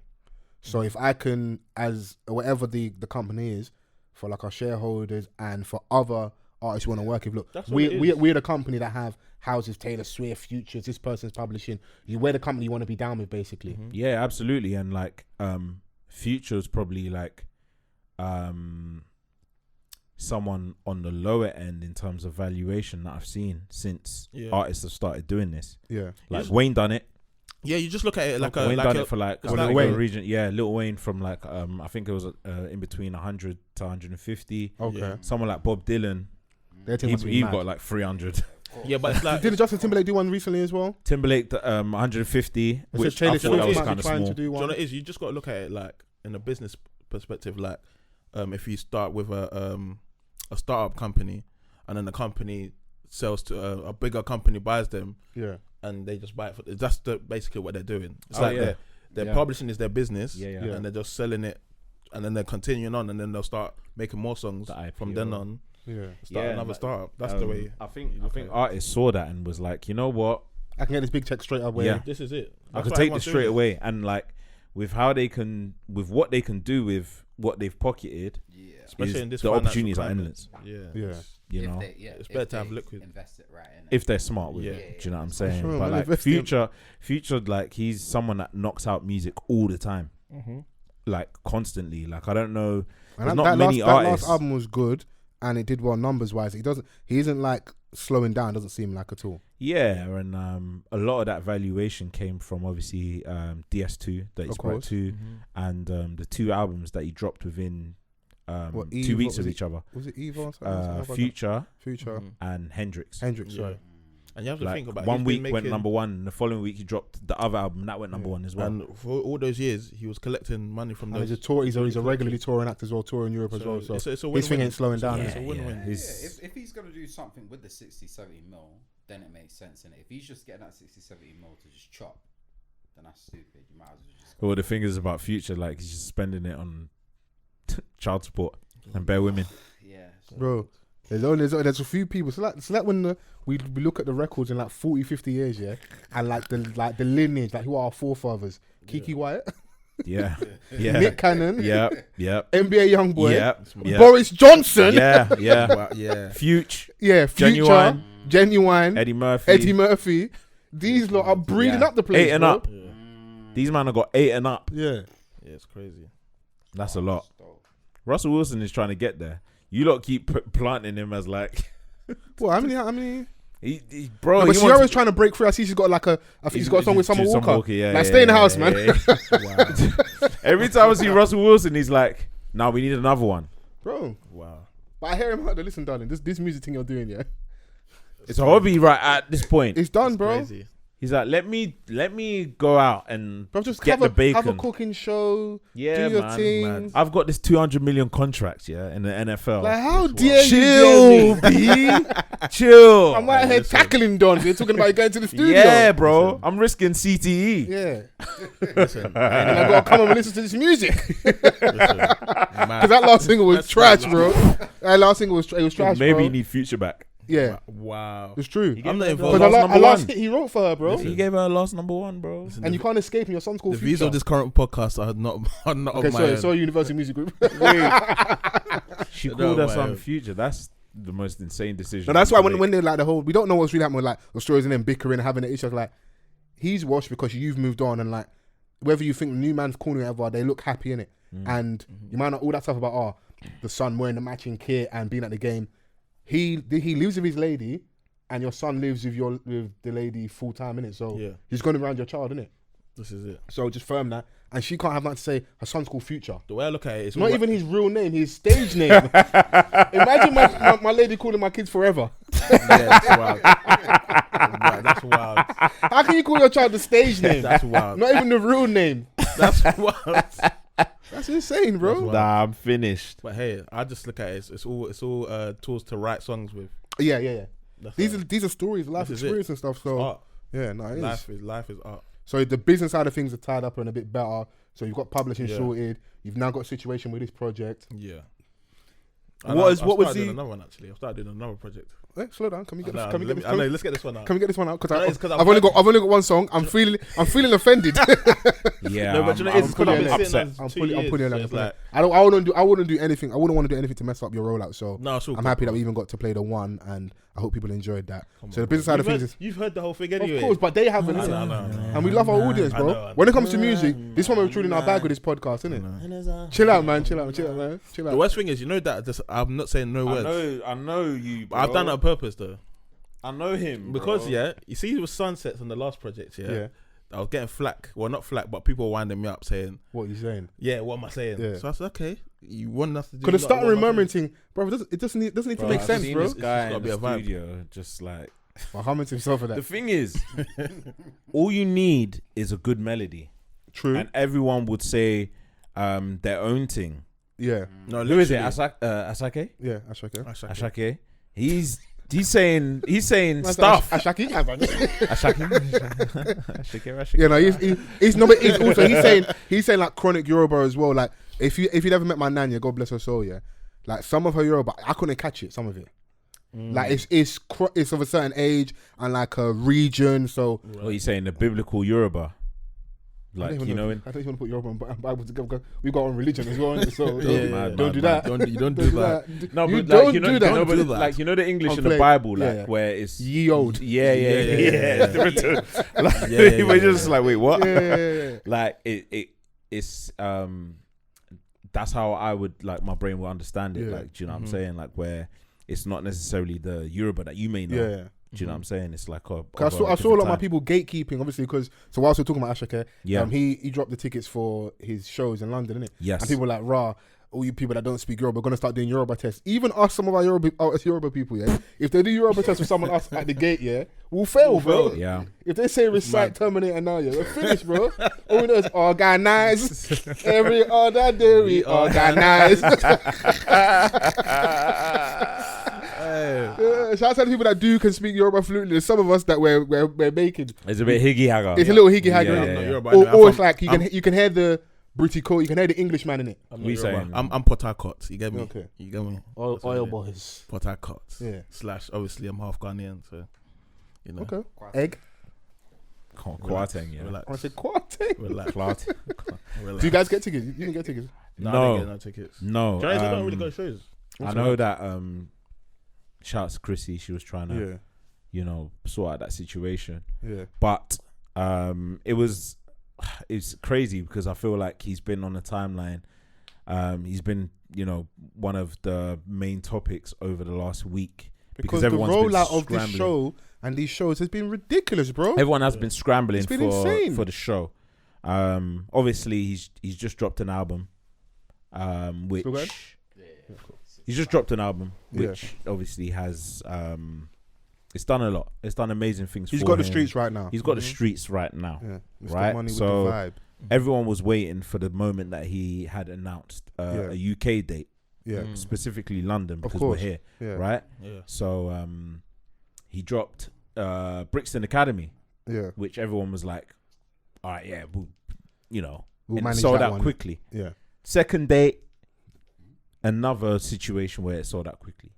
Do you pause? Do you think they underestimated his influence, his reach by doing Brixton?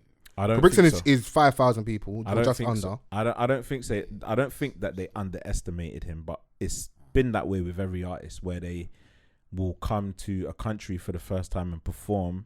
You have to. There's people that have done less. Bro, O2's got our people in the choker. Do you know how much Bro. 5,000 people is, bro?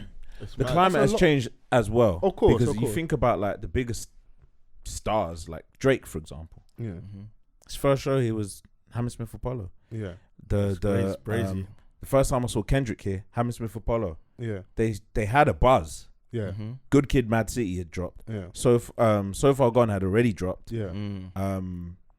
You know, all of these things, but there's a thing as an artist about doing the circuit, Yeah. because if you do a particular place Too too early, Yeah.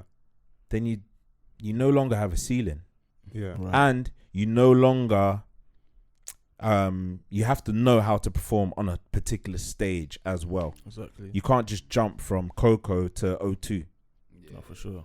Do So you know you're what saying I mean? I Like, see you have footage to- of Asake at one award show, I think it was, Yeah, and it wasn't gingering, put it that way. Like, yeah. it didn't give me no confidence. I've seen some footage since then that looks better. But if I was going off just that footage from the award ceremony, I was like, brother. And also adding to what you're saying as well, that is a circuit. A lot of people have misgivings about that Brixton venue in regards to the aircon, the speakers, the slope, like just the setting itself Also, doesn't allow sometimes for a lot of the performance. people that like are going to shows now may not have been going to shows 10 and more years ago. Do you know what I'm saying? Like, so they may not understand like how a lot of these things work. Wizkid didn't just start at the O2, bro. No, impossible. No. Do you know what I'm saying? Like, so there's like a when we were talking about like artists just skipping steps earlier. Yeah. This is what I wanted to kind of get to. Like, he released a statement today saying, big thanks to my UK Terminators for all the love and support. I must confess, it's beyond my wildest imagination. I'm so sorry for underestimating your love for me. I know 3 days sold out already in London, but not enough. I've received so many messages and complaints from people that couldn't get tickets. So therefore, I'll be doing a bigger venue ASAP to make it up to you all. Date to be announced soon. So obviously, like, just leave it as how it's left. If people have to be disappointed, then that's you build demand, innit? Yeah, you win some, you lose some, innit? Like, and with that, you will create momentum, and you won't struggle the next time you want to go to a bigger venue. Because sometimes, like, artists don't realize that it could be humbling when you made that jump. That you think that, because there's one thing like people listening to your music when it drops, but then it's another thing people getting everyone coming out. But also, we're living in the age of data. When people are on like ticket sites and they say like the venue holds 5,000 and you're number 27,000 in the queue, the demand's there for the bigger venue. Demand is there for the bigger venue. It's clearly there. Yeah, but it doesn't mean that because you can, you should. But what I will say, just as to counteract that point, just because we've got examples of Kendrick, Drake, Wizkid, these people, some people go through the grind so you can fly, innit? Now, I'm not saying I lean more to saying that I wouldn't want him to do O2 from the get-go as his first shows in London, innit? But I don't think you have to suffer, and 5,000 people isn't suffering. Let me just I don't think. Let me make my point. Like, I don't feel I have to maybe go through a certain path, because different people have different paths. And the real truth is, some people, not everyone might not be. Some people might be here for a good time, not a long time. That's also a fair thing as well. Like, there's nothing to say like this artist is going to be here for 10 years. So if I can get an O2 on my first run, nigga, load it up. Then at the same time, you have to check the temperature. Like, you can never really gauge until it actually happens. So I think he went about it the right way in terms of. I mean, picking that first, I get it, but how they rolled out was poor, because certain sites had the tickets, certain sites didn't. Pre-sales of like it was mad, all over the place. In that it was proper messy how they rolled it out. In that way, yeah. But I'm talking about in terms of picking what they picked. Yeah, picking the venue, and then having one day, and then knowing that you have other dates, but just announce that you have the one, second date due to demand. You see if the demand is high, then you know what I'm saying. But like obviously, like everything that I'm saying is obviously my personal opinion. I was just trying to give a different perspective. Absolutely. I'm not mad at that, but you don't make Mr. Money with the vibe. Like, where I would have the belief that you're only here for a good time and not a long time. Do you know what I'm saying? Like, making a project like that is a strong indication to me that you're here to stay. Do you know what I'm saying? Like, I feel like his artistry is enough. Like, he's different for me personally. Yeah, he's very different to Burna, Wizkid, Davido, and these Rema. like they've had to. They've been in this thing for a while now, and they've obviously had to work the circuit as well, because I know that they're probably like, you've got to think about like how ready you are for this thing. I went to see Lucky Day the other day in Shepherd's Bush Empire just a couple of days ago, and I was like, wow, I felt like this was small for him. Yeah. But going to the show, it was perfect, because I know that what he did that night and how people left that concert, he's going to go on and do another venue. And then after that, he's going to do another venue. And then after that, who knows, he might get to the big one. Venues as well, like, you need a certain amount of hits in it to produce a show, bro. Yeah, like, you can't go and to actually perform and to perform. It's not going to work. Because like aside from this album, I don't know much else. Well, from Asake. Yeah, so maybe that is fair. Like, so the majority of the sorry to cut you, the performance will be off the album Mr. Money Vibe, which came out this year, innit? So maybe it leans more to what saying the smaller venue. And 12 songs on the album. Yeah. And I'm just like, all right, is this arena proof? I wouldn't say so. I think it just goes back to like having, if you're thinking about in a business where you have to create the demand, that's how you can leverage different things. So do it starting small, you can create, you can say, well, cap look, it a little bit, you can be like, look, these are the people that are coming to these shows. I've got free. So then when you're doing something else now, you can leverage different things. Do you not remember when Trap Soul came out? Bryson, Don't. I remember trying to get tickets to that show. Trap Soul, wait, what's that? Bryson Tiller. Oh, When he, especially when he dropped Don't, and everyone was trying to get tickets for that, and it sold out within like, I don't know, 30 seconds or whatnot. He left it at that, and he was like, all right, cool, the next time I come it'll be a bigger venue. I think Summer Walker did the same thing, because you got to know your capabilities as an artist, as a performer. That part. Getting into the studio is the easy part. Also, as well, like you're gonna create like a sense of like. Mike, Alex, just pull that. Oh, sorry. Yeah, what, this one? Yeah, cheers, bro. Yeah. You're gonna create like a sense of what's the word? Like wanting, like people. It's FOMO, isn't it? Yeah, FOMO. Yeah, you're gonna create a sense of FOMO. Like if I can't get to the show, when you drop the and next you're gonna see album, all your I'm friends on definitely gonna Snap listen at the show. You're gonna feel exactly. like the next one I'm gonna want to be there. I'm gonna definitely tune into your next album. So next time I'll be there. If you did a 6 show last time, those people are gonna be there. Like it makes sense. Yeah. But if you try and skip steps, it might not go the way you want it to go. No, the way you like present the argument makes perfect sense. I hear everything you're saying.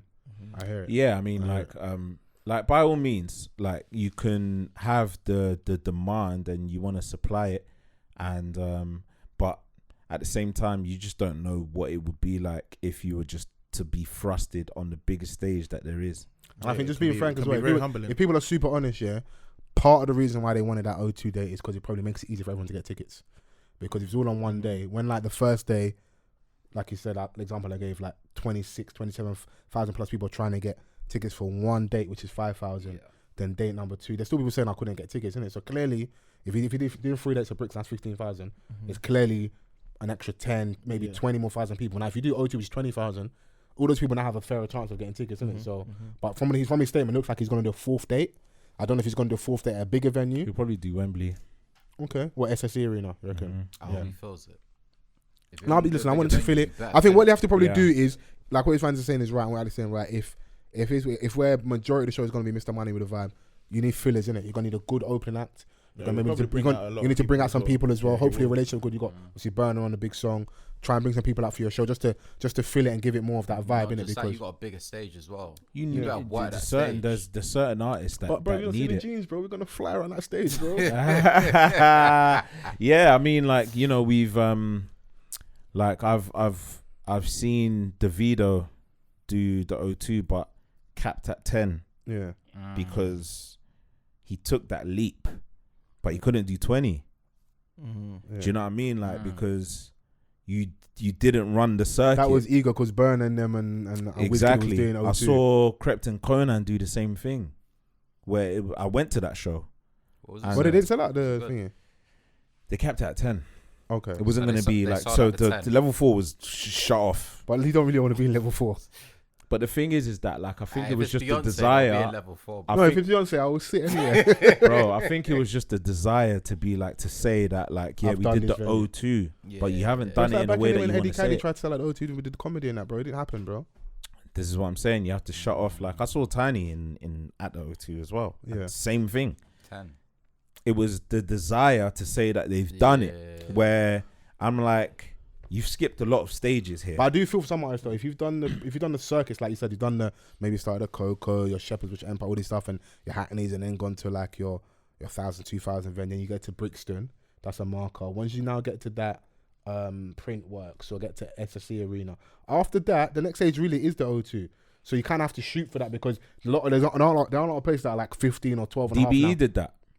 What's that? They before they done Ali Pali twice. Yeah. Ali Pali's what 10,000 people. Yeah. So if you've done that twice, and now you know that you can do. And they were like, all right, cool. So the next one, yeah, we have to do O2. O2. Yeah. you know, and they did it. I went to that show. Yeah. Caught COVID, but hey, man. Well, worth it. Wow. Nah, You know, but yeah, I mean, like, I'm not here saying that, like, you know, they're not deserving of certain things. No, I'm with you. But like, I know that some artists know their destiny and they know like where they're heading, and they know that eventually that they're gonna do that. Yeah. Because like, this is my first project, like, and I'm doing this already. That's If crazy. Yeah, like if I carry on and continue and get And to not a at certain home place, as well, in another place. Of in course, another place. we've got a lot of people from Nigeria in London, specifically Yes. in the UK. But I'm not even from here, and I can. That's a blessing. The fact that man's able to is 3 nights now at Brixton. man. Because everyone's talking about it. Yeah. Some people are like, "Who is this person?" Yeah. Then they go and listen to the album. They're like, yeah, man, I need to be there. Yeah, that's how it works. Yeah, and some people just want to be there just to be there. And that's fine. Come along, because you're helping the bank balance as well, bro. And you might That's enjoy how it yourself there, innit? Exactly. That's literally how it works. So And obviously, with Nigerian independence on the weekend as well, so that whole energy around stuff as well. We want to be outside and enjoy our people, enjoy our vibes, innit? So I'm happy for him. I want to see it work. I would like to have seen them handle that a bit better, but when your people there for streets, when they're doing, Hey, everything's raz, bro. You know, It's all raz. sometimes you got to learn on the job. Yeah, learn on the fly here. That's how it works. Sometimes. absolutely, man. You referenced I don't know if you referenced Kanye earlier. I don't know if you guys have seen Donnie put on the White Lives Matter t-shirt. Should we ignore Kanye? Is this a mute Kanye West moment? I feel like we should just ignore. Yeah. Bro, like, we've just entered Black History Month. He's attention seeking. Regardless of how like you guys feel about Black History Month, I just think right now, I think I said it last time, we should just ignore Donnie because he's just dumb. Yeah, no, that's silly still. White Lives Matter. He's I'm dumb. Sure they do, but Like, creatively, I don't really have much to criticize about him, but as a person of who he's shown us to be who he is, you're dumb, bro. as a person, yeah, okay. We can't say he's dumb as a person in it, because he does a lot of clever and smart moves in it. Creatively, he does. Yeah, But like when he just fine tunes his brain is like, he goes too far in it. He goes too far to prove a point in it. And I get what he's trying to say. Like, yeah, And cool. the point isn't even that ingenious, because what did he say on Instagram? Everyone knows that Black Lives Matter was a scam. Now it's over. You're welcome. As if like you're telling us anything super ingenious. You're the first person to say this. The timing of you saying, like Vans was saying, with Black History Month, you wearing the White Lives Matter t-shirt alongside Candace Owens. Are you trolling for attention? Are you twerking for that audience? Like, I don't get it. And even you saying, like, cool, like a lot of people actually had. I think what happened was people conflating and mixing up the Black Lives Matter organization and the sentiment and the mood and the statement, which is two different things, isn't it? You know what the thing is though? I kind of get it, innit? Like the whole sentiment and the mood behind like Black Lives Matter, and like the fact that like we're banging down the doors of these people, we're trying to get their attention so they can see us and notice us. Yeah. At the same time, I get it's like, why are we banging down their doors for? They hold the power, innit? I don't No, like. fuck that. Do They you know don't. what? I don't even. But the thing is, no, it's listen. rooted I've in got a banging black down their man's doors. blood in me, yeah. But they do, and once we want to pretend like they don't, they absolutely do. No, this is the thing. They absolutely don't. But because we still haven't been able to come together in as a people and as a culture, Yeah. that's the reason why they do. If we came together as a people and a culture, they wouldn't hold shit.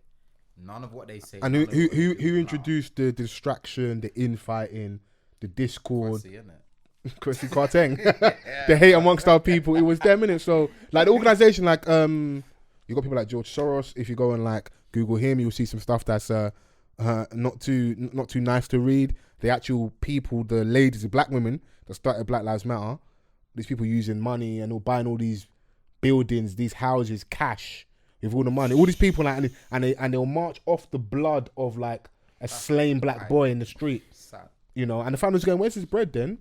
Same way we're on these organizations that like were using the black squares during like BLM and stuff and George Floyd. Where's the money and the bread that you promised? But also, where's the bread that you were able to raise off the fact my son died? Where's this going? Can I get some of it? Can I have my own organizations? Because power corrupts, and absolute power corrupts, absolutely. So you go and like have your safe haven for you and your family because you feel like because of who you are, like you're high profile, you're a threat, but you're buying these mansions. I'm talking like tens of millions of dollars used to buy property directly from donation money. It's crazy. Yeah, no, it's fucked. So there are a lot of people that had issues with black like BLM at the start, because if you actually read like their mantra and like their ethos, there was a lot of stuff like destroying the black family and patriarchy and certain little things. So like that's what it was really about. But they marched and off the back of the slain black men. It's the whole message of Black Lives Matter. I've always supported the message. I don't know how you can't support the message. Yes, but people start conflating the message with the organization, which is a different thing because we didn't. These are self-appointed people. We didn't elect you. We didn't. I'm in the UK. I'm not even in the US. So like, I don't know who the hell you are. Yeah, no, I'm 100% with you because like, even though we know it, there's certain things that needs to be said, and I don't think that they're necessarily banging on a door per se. They're just standing up to the injustice that's happening to... I'm reacting to what you've done. Do you know what I'm saying? I'm reacting to what you've done. The organization is obviously where people that may have their doubts over or their, they don't necessarily agree with it because we don't understand, we don't know where the money's going. Yeah. We don't know what you've done with it. Do you know what I'm saying? Like, and some people see it as a method of exploitation. So, when we say the sentiment, it's just like, like this is what's happening. Like just a statement. Black Lives Matter is very simple. Okay, cool. Do you know what? Fair. Yeah. Black Lives Matter is a statement. Cool. Black lives do matter, innit? Yeah. Protesting up and down the street and the rest of it, that's a waste of time, bro. You think so? 100%. Present your argument to for me. you. No, let him go. No, like literally for us as a people, that's a waste. Why of do you time. think it's a waste of time? I feel like I'm gonna quote Victor's brother Kwasi, innit? Kwasi. Don't do that. Don't do that. You see what I'm saying? Wow. Man's got music to promote. You know what I'm saying? I'm trying to promote all these moods, all these fucking moods, and using how did we get here, Kwasi. bro? That's what I'm saying. No. Mad. So yeah, like Be your own. it's a distraction, innit? Okay, It's go a on. distraction, innit? Like us fucking protesting all of this, like, you lot change the laws, do this, do that. That's bullshit, bro. Why though? We said this bullshit a few times. I want like points you can stand on. Why is protesting bullshit or waste of time? All right, the reason why it's bullshit and a waste of time is because you cannot go to the door of a man and say, look, I want to take some of what you have, give me more. I don't have enough right now. That don't make any sense. Just go and create. Do you get where I'm coming from? I know where you're coming from. Yeah, just go and create. So are you presenting? So we're what asking for are you freedom. asking to create? We're asking for freedom from the people that are oppressing us, basically. That part. So you want us to take our freedom? Just take your freedom. And how does one take the freedom? How you take your freedom is by creating industry, creating economics amongst your people, innit? Working together, creating business, creating jobs, and the rest of it. Stop going to them and saying, you ain't giving us enough jobs. Why are none of our CEOs in your company? Like, what the fuck, bro? If I got a company, and I want to hire my cousin to come and do the role, bro, I'm going to give my cousin the role. Like, why the hell am I not going to help him, innit? But then you've only got so many cousins, bro. I feel the thing is, I'm with you. I think like some of your cousins equipped. Some of your cousins equipped, and also like, bro, some of your cousins your cousins. Because bro, back in the day, your mum would say that's 50 with this nepotism thing. That's an auntie from church. Bro, this nepotism thing, I understand it. Like the higher I climb in this flipping capitalistic society, of like working like in these organizations, bro. These people you don't need to know shit. It's who half you know. of them don't. You don't need to know shit. You can employ your cousin. You can employ whoever in it. The business runs itself, innit? Get me? Like, all we need to do as a people is come together and create commerce. I think you know, my pushback on your point is, shout out to all the ladies out there that preach the mantra, get you a man that can do both. We can do both, and I think we should do both. And I think because what you want to do is not just down to money and bread, which is very important though, and especially in places like the UK and the US especially, because their thing is paper in it at a certain point. There are after a certain point, it's just money. Of course, the race dynamic. The reason why you have to not ignore the race dynamic is because race was literally used with capitalism for like how people to get over. Where like if I can say you're 3/5 a human being and you're less than, I can justify how I treat you, and everyone else can fall in line with that. So I still say protest and go through the process and go through the political process, but also work against them, man, and see what they're doing. Okay, cool, and yes, let's work together. Let's do more together. Let's create industries. But also, when we've done that, if you look at a place like your Black Wall Street, Seneca Village, Tulsa, all these places that we went in, okay, you said, yeah, Nigaro. Okay, I'll be Nigaro in my corner over there with my people. And you came and burned it down. So when you said I should go over them No, I don't want to suck on the titty no more. I want to do me in the corner. You wouldn't let me. So it's nothing to do with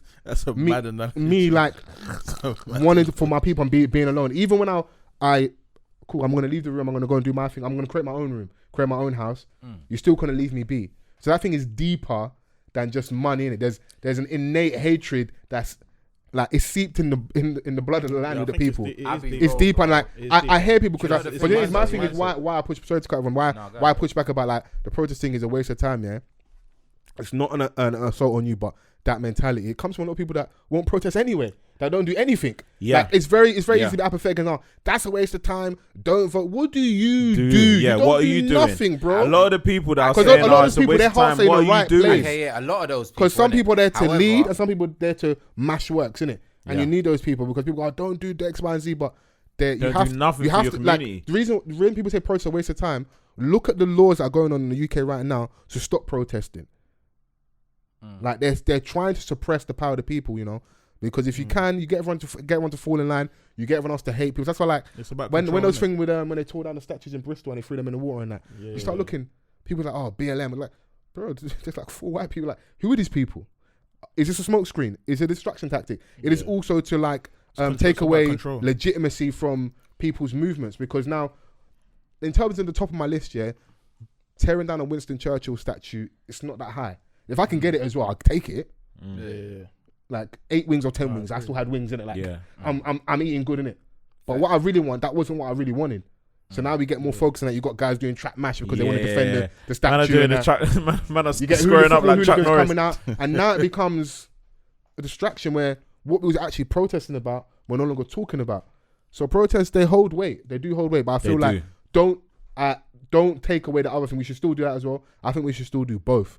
And the people that do that, I think their heart is in the right place because your voice has to be heard. And also, when you're a minority in countries, what you're trying to do is galvanize other people who are like-minded but don't look like you. Because that's the power. Because the power is in numbers. Because if you get people that are white, blue, yellow, red, whatever, who can also see just the humanity in you as a people, that this shouldn't be happening to you if we're saying we are the first world, we are the free world, this is democracy. How are you treat? If this is a further country, you say that we should go and invade them because they're breaking human rights laws. You killed Chris Cabba. You didn't put on a siren. You didn't alert that it was police. Yeah, that's cold-blooded murder. Murder, bro. Come on, you know man. What I'm saying? So like both points are idealistic if you isolate the two, right? But if you do both, it becomes more of a possibility that you can enforce change because like you're doing the groundwork on the streets, right? Protesting with the people who are also like-minded and you're applying pressure because that's literally what a protest is. Like if you look at certain laws, they've been changed because of a protest. Do you know what I'm saying? Like, and we always joke about like how them not in Paris are mashing works. I think I don't want to get too left because I feel like I know what you're on. That other thing, I'm for it. Don't get twisted. That one day, if they call me, I'll rise it. I'm for that, innit? But we can't speak like that in front of them people because you don't want to show your hand, innit? I feel you. Because people like, I don't like black trauma. Django is a beautiful movie to me. It's the most. I leave on the horse with my wife and I burnt down the plantation. Come on, bro. We should all have Django tattoos, bro. This is an amazing film, bro. Do you know what, though? One thing I'll say in it. When have you ever seen they killed the slave owner, they burnt down the house and he got his wife back? And he left on a horse with drip. He slaughtered all of them. Everybody for dead, bro. Bro, his aim was on point. Scorched earth, bro. I want to aim like that. You have to scorch the earth, bro. I want to aim like that. But no, because you might sell me out. Though, one thing that's interesting in it, Indians, Chinese people in it, they're oppressed too, bro. Yeah, they're oppressed. They don't protest. I mean, they don't protest. What? Tiananmen Square. I mean, what? History. Do some history. I don't want to flog it too much. I mean, okay, cool. Wait, where bro, are they protesting? What? I just Google, bro. Do you think there's not protests not happening that side of the world? Bro, Google's your best friend. No, I'm talking about protesting here. Bro, just Indians, go. They're not oppressed here in the same way, man. Bro, they're fighting right now, bro. Go just off Great Portland Street, yeah. There have been people that have been protesting there for as long as I remember. Yeah. Chinese people. Yeah. And what are they protesting? Over the genocide over in with is it a Muslim? Yes. Yeah. Concentration camps. Yeah. Over there. And they've camped outside the embassy for as long as I remember. Okay, cool. So they're protesting for Muslims that are getting killed in their country, right? Yeah. I'm talking about like, they're people, but they're still Chinese people. It's just religion. Okay, cool. This Bro. is okay, cool. Like, so black people. What Vans is saying is stand down. Bro, no, what I'm saying is that like, because you're not aware of it, it doesn't mean that it doesn't happen. Nah, that's. Do you know what I'm saying? Like, Okay, cool. Okay, not the act. See what Kanye done to us? I'm talking about protesting for your rights, innit? Yeah. So black people, we're out here protesting for our rights. We're protesting for equality, innit? Yeah. That's what we're protesting for, innit? Yeah. Chinese people and Indian people are not protesting for equality. Do you know why? And the reason why they're not is because amongst themselves, let me make his point. Amongst themselves, they have amassed enough economic power to where they can make change. They can lobby. No, that's also. But you see what's interesting is when I said protesting, follow the political process. So definitely lobby. Use your money, your power, your leverage. Okay, what are you going to do for my community? Some of the taxes people say, some of like the other communities use, the people that like and I'm sorry, they're not oppressed in the same way. Yeah, they're not oppressed in the same way. They're not oppressed in the same way. Ours is historical oppression. Like, it's deep rooted. Even the fact that we're here in the UK is part of that oppression. Like, these things, it's not as simple as just like not protesting, not doing X, Y, and Z. I hear some of the arguments where like, I definitely with you, like, because my thing is, the only reason why I push back is I don't think you can be apathetic in regards to protesting, but saying, look what they're doing in regards to political process, because for me, they're one and the same thing. Okay. Because if you're going to engage in parliament, it's playing the game over here as well. It's like, I'm going to show you pressure, I'm going to show you pepper here, but I'm also going to galvanize the people. Because with us, remember, we're playing a numbers game. When you're small in number, you need other people. Even when I watched if you watched Fred Hampton film, there's something about like the Rainbow Coalition where like, there was a time when there was like black and brown people and other communities, because we need these numbers. Because what issue really is, if we can get at the end of the day, of course, black people are mistreated more in the US, but a lot of stuff is always regards to being poor. So you're my brother you're Hispanic, you're also poor. Let's come together. We had small moves like that in the UK as well. But like with our own like black liberation movements. Once again, we need those numbers because we have not amassed enough economic power. Yeah. The Jewish people are smaller than us, bro. Yeah. They have enough economic power, absolutely, to where their voice will be heard. Yeah, but they've also been given reparations. Yeah, we ain't been given. Yeah, very true. So give us the arguments from London. But they haven't. So in the meantime, what can we do in it? Yeah. I'll be real. From my opinion, it's interesting. Malcolm X had a lot of good ideas in it. Yeah. Like the flipping reparations that we're talking about, we could have amassed that wealth by now if we had followed. We spend this much money on Jordans. That part. Are you preaching from the tabernacle of Dr. Umar Johnson? I'm not, bro. I'm definitely not. No, anyway, we've all got perspective. I'm not against everything you said. Like, I hear a lot of it. I just don't ever want to demonize or push back on it. I know the funny thing is, a lot of those protests, when you go to them, there's a lot of people that aren't black there, and a lot of our protests get infiltrated as well because they know there's power in our protests. I was reading something about what's one of the old school soul singers that for like 30, 40 years, her phones were being tapped because Aretha Franklin, bro, because of her closeness to black liberation movements. Trust me, bro. Like how we're dealt with is so brazy. It's different. It's different, bro. It's mad, bro. And even other people that you can compare to and had maybe similar experiences or genocide, they got given bread. They got given pieces of land, which is now causing trouble and strife for as long as I've been alive. There will never be peace in that part of the world till they all agree, and it's never going to happen. So like, these things are deeper than us. It's bigger than Nino Brown. Wow. It's crazy, bro. What a way to end that one. I say that to say this, mute Kanye West. You see what he did to us, Kanye? Yeah. I don't talk about politics, man. Oh, yeah, it's crazy.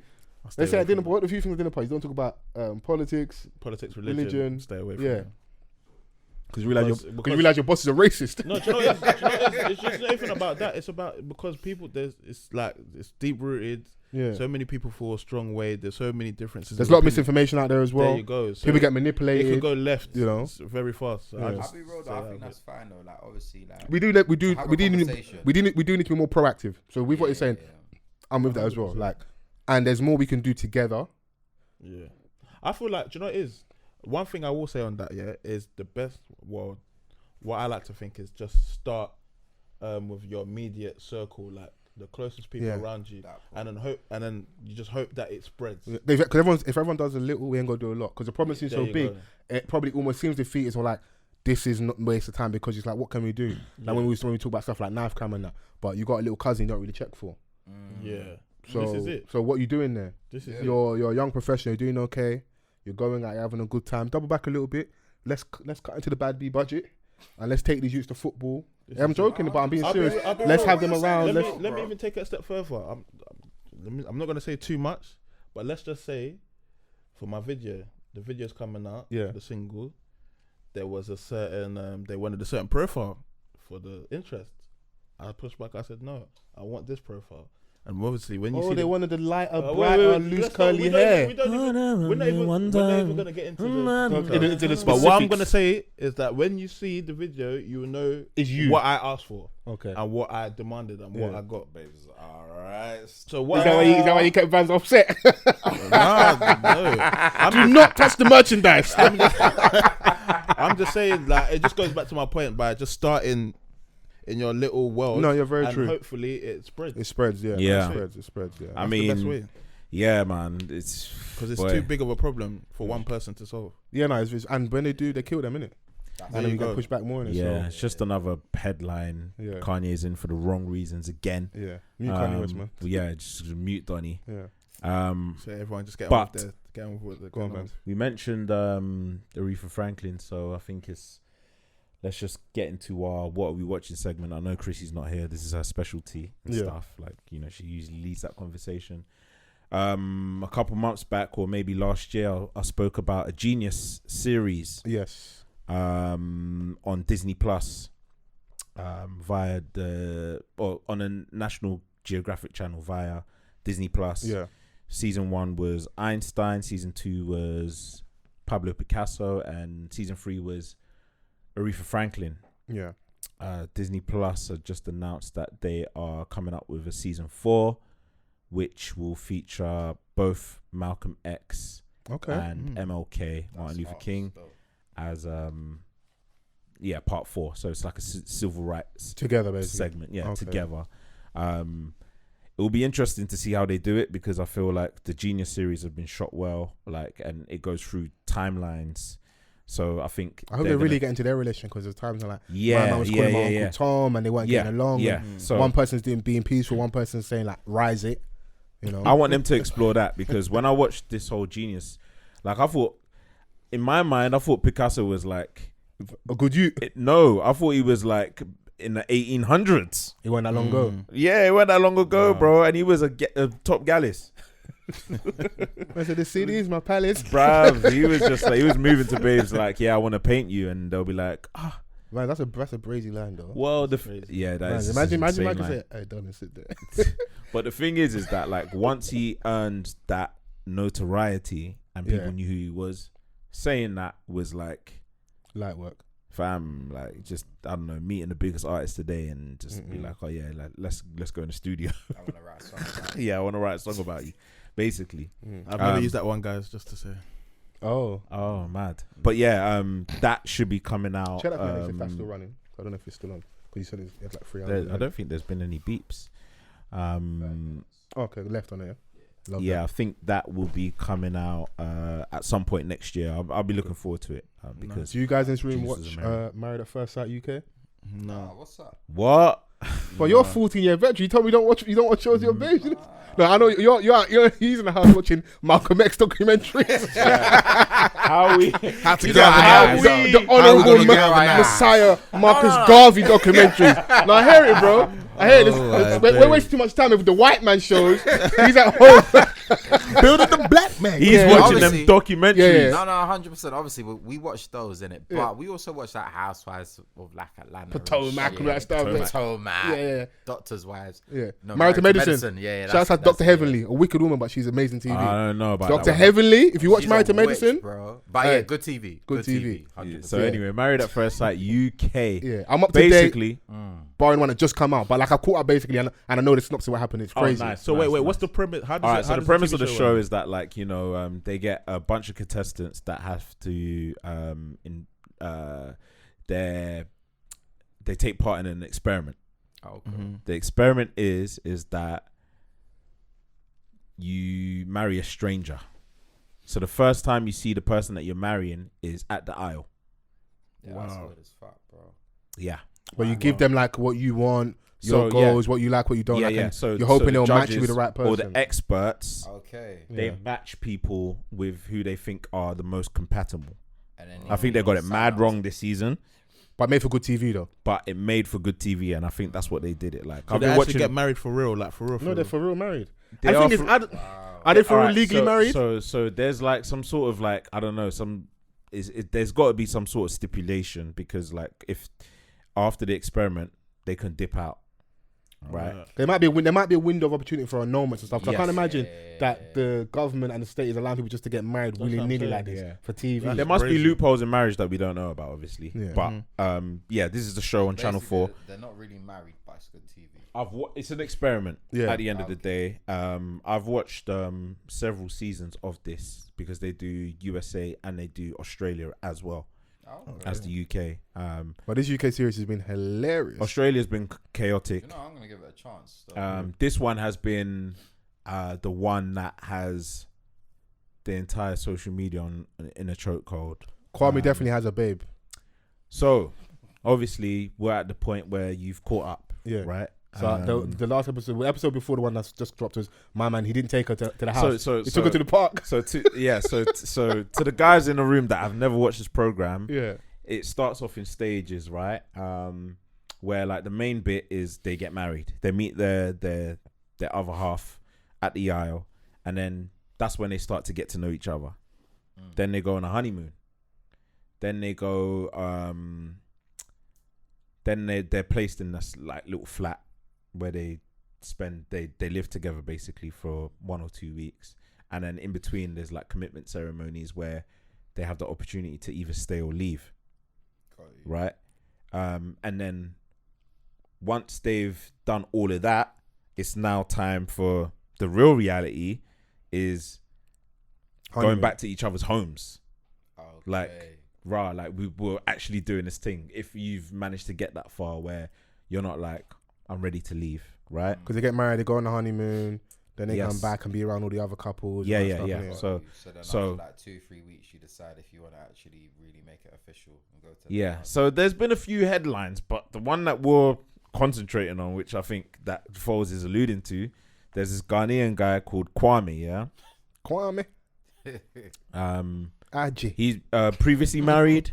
He's got previously married, kids. He's a divorcee. He's a divorcee. He's got a couple kids. Like he's in his 40s. He's in his 40s. In his 40s. Uncle. Yeah, but he doesn't look like uncle. He don't put it like uncle. Like he's trying to give young man. He's a podcaster as well. Don't do that. Don't do that. Don't do that. Don't do that. Don't do that. Don't do that. Don't do that. Don't do that. Don't do that. So basically, when it's time to now go back to my house, let's say, he brings his babes to the park, and it's like, This is what he said. Like, he said like, she's like, so why couldn't we go to your house? My man said, I'm a secretive person. What You're married, bro. You married, bro. Yeah, I'm gonna watch this still. This sounds. But what's killing me, as much of the boss bitch, bad bitch energy Keisha gives, she's letting bare stuff slide that like doesn't make any sense. Like, it almost feel like she just wants to complete the ride and the journey of the TV show then, because my man's not tried to chop you.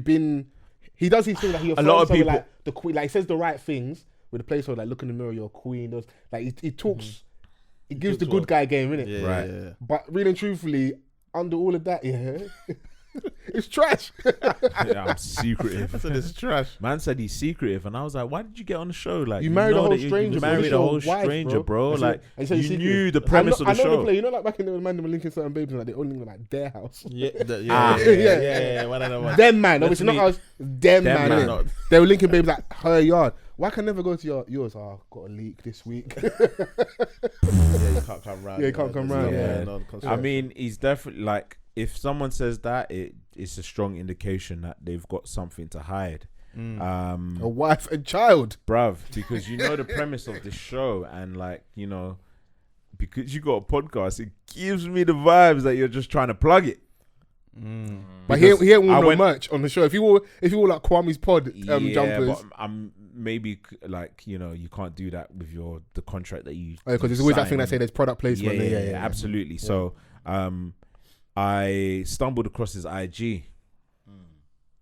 And he went on IG Live with Julie Adenuga. They cooked him. Rita B. Yes. The one that's always going viral on TikTok. Yeah, absolutely. And he spoke about a poem. That he did, yeah. And he said the poem was... The poem was dead. The poem was trash. No. Poem was trash. Yeah. Oh, no. Basically full of waffle. Yeah. I also saw Keisha on IG Live this weekend with a friend of mine. Yeah. That I haven't discussed yet. But okay. It was just like, I know that it just gives me more of an indication that these lot are there for the TV moment, personal gain. Because he's made his thing clear, like he's there's too much holes in his thing where you wouldn't like. Also, this one was tick. She's set good, like and she been putting the cheeks on him, like she came twerking to the they point. come in the lace thing, the see-through joint, with everything on show. Lord. Like we commend them. A lot of our wardrobe is giving me dominatrix vibe. It's giving dominatrix. Do you want to be dominated? I'm not sure yet. You know, I'm not. Don't be moving scared because Kwame's moving scared because that's a whole lot of women. I'm not sure if I'm in that area yet. You're not there yet. I'm not in that. You're area ready to open your third eye, bruv. Like she was sticking it on him whilst making like food for him, which like I'm sure he was like, yeah, you know, he likes a woman that can cook and all of them things, and she's cooking and twerking to the point where like she busted trousers. The ass is so fat that it ripped the you know, she's a solid woman. Yeah. So, I think he's trying to do like, and he didn't react to that. Nah. So my thing is cool. On one hand, at the start, I was like, okay, cool. Is don't be just ruled by cheeks, innit? Like you can't just be, because there's one other guy on it. Like his girls, we'll get onto her. She's trying to do the mad thing where like she wants to sleep with him and he's not on it. But then after a while, it's like the way you're moving, you're moving like you like her. But you just hear, it just seems like you're here for vibes. Yeah, here for vibes. Or maybe he hasn't chopped because when you add 1 on 1 and it gets 2, you don't take her to your house. Who's at your house? Maybe you promise your current lady that I'll go on the show but I won't chop. Right. And you know, like we was talking about the indecent proposal earlier about like, you know, how much, maybe that's a stipulation. You can go on there, you can present a single, you can get married but don't have sex with her. Some of the women's were saying that you didn't have enough meat for her. Oh, has that gosh. Oh my gosh. Oh my gosh. Have you ever pulled up to the appointment and be like, you know what? I don't have sufficient meat. As we don't have the capacity. You don't have the capacity. I can't lie. Because Keisha ain't a small babe. She's not a small babe. If you want to get into that, you know, position. Wait, let me see this chick. Keisha. Are you not a 14-year veteran? Yeah, you need to chill out. Bro, I'm looking. Bro. Research, innit? Research. Research. Look at Vic. You might have to meet this guy's. Or is it me, Alex? Yeah, me and Store. Oh yeah, them one. Oh yeah, me, my girl. we sharing this. Bro. Women play my it girl cool. share our login. Women play it cool a lot. Like, oh yeah, like, when I met my first my girl, said, yeah, we can put 3 girls together. After the 5th week. Yeah, it's mad. Why are you looking at her? We ain't preying girls together. We're gonna watch the show together. Yeah, I'll put it right. Keisha, what's the show? Married at First Sight UK. Yeah.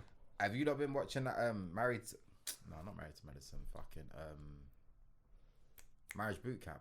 No, I ain't watched that. No. I've seen clips where like, is that the one where Styles P and his wife was on one time? I've seen bits of that. Yeah. Right. I mean, yeah. If I was to watch it, it will probably be for Styles P. Yeah. I haven't There was an episode. I think I watched back in there where like Soulja Boy was on there with someone's. Is it Teddy Riley's? Teddy Riley's daughter. They were on Love and Hip Hop together though. Brother, you're just disrespecting the daughter of a legend like this. Yeah, no, it's sad, bro. She had a mad jaw though. Chill out. Huh? Chill out. You know what? Speak your mind. This is a free platform. I'm not involved. Speak your mind. Married at First Sight UK is crazy. So, okay, cool. So that's on one hand, I was like, okay, I do respect Kwame if you're not being like, man can have self-control in it. But absolutely. What your reasons for not doing this is not adding up because he's basically trying to play it like, I want to get to know you properly. Self-control is out of the window. She's a big woman, like mid-30s. Yeah. Bro, I've been fucking, bro. Like, let's get to this. Yeah, bro. like my son's 21 like, this year, bro. I'm married. I can have sex. I can have sex with you on the night because we're married. Exactly. And on one hand, there is a rule. Like some people do subscribe to like kind of get out of the way, so we know that we compatible at that level, and let's get to know each other, innit? Because we're married. It. So like, and then when we get to the point where he doesn't take her to the house, and also the red flag for me was the earlier in the episode where he was like, yeah, we're doing so well, we might as well leave now. Yeah. he said to the experts, yeah, we might as well leave now. But I don't think he ain't discussed it with his babes. I think he was trying to like... He was planning the exit. He was trying to twang her. He's like, yeah, we might as well leave now because he don't want to be on TV trying to leave and go and do the thing where he's got nowhere to take her. Because now all your, your extra word salads and like trying to affirmations and that, it's not going to work when the reality is you can't take me home. Why can't you take me home? And I feel like if you're not trying to chop, the woman's gonna start thinking like, what's wrong with me? Like you don't want to chop. Yeah. But some women can't deal with that when like you don't want to chop them. It's so funny. Oh, bro. Oh, Velveto. Don't do that. Don't do that. Voulez-vous? This is just me collating information. Oh, collating data.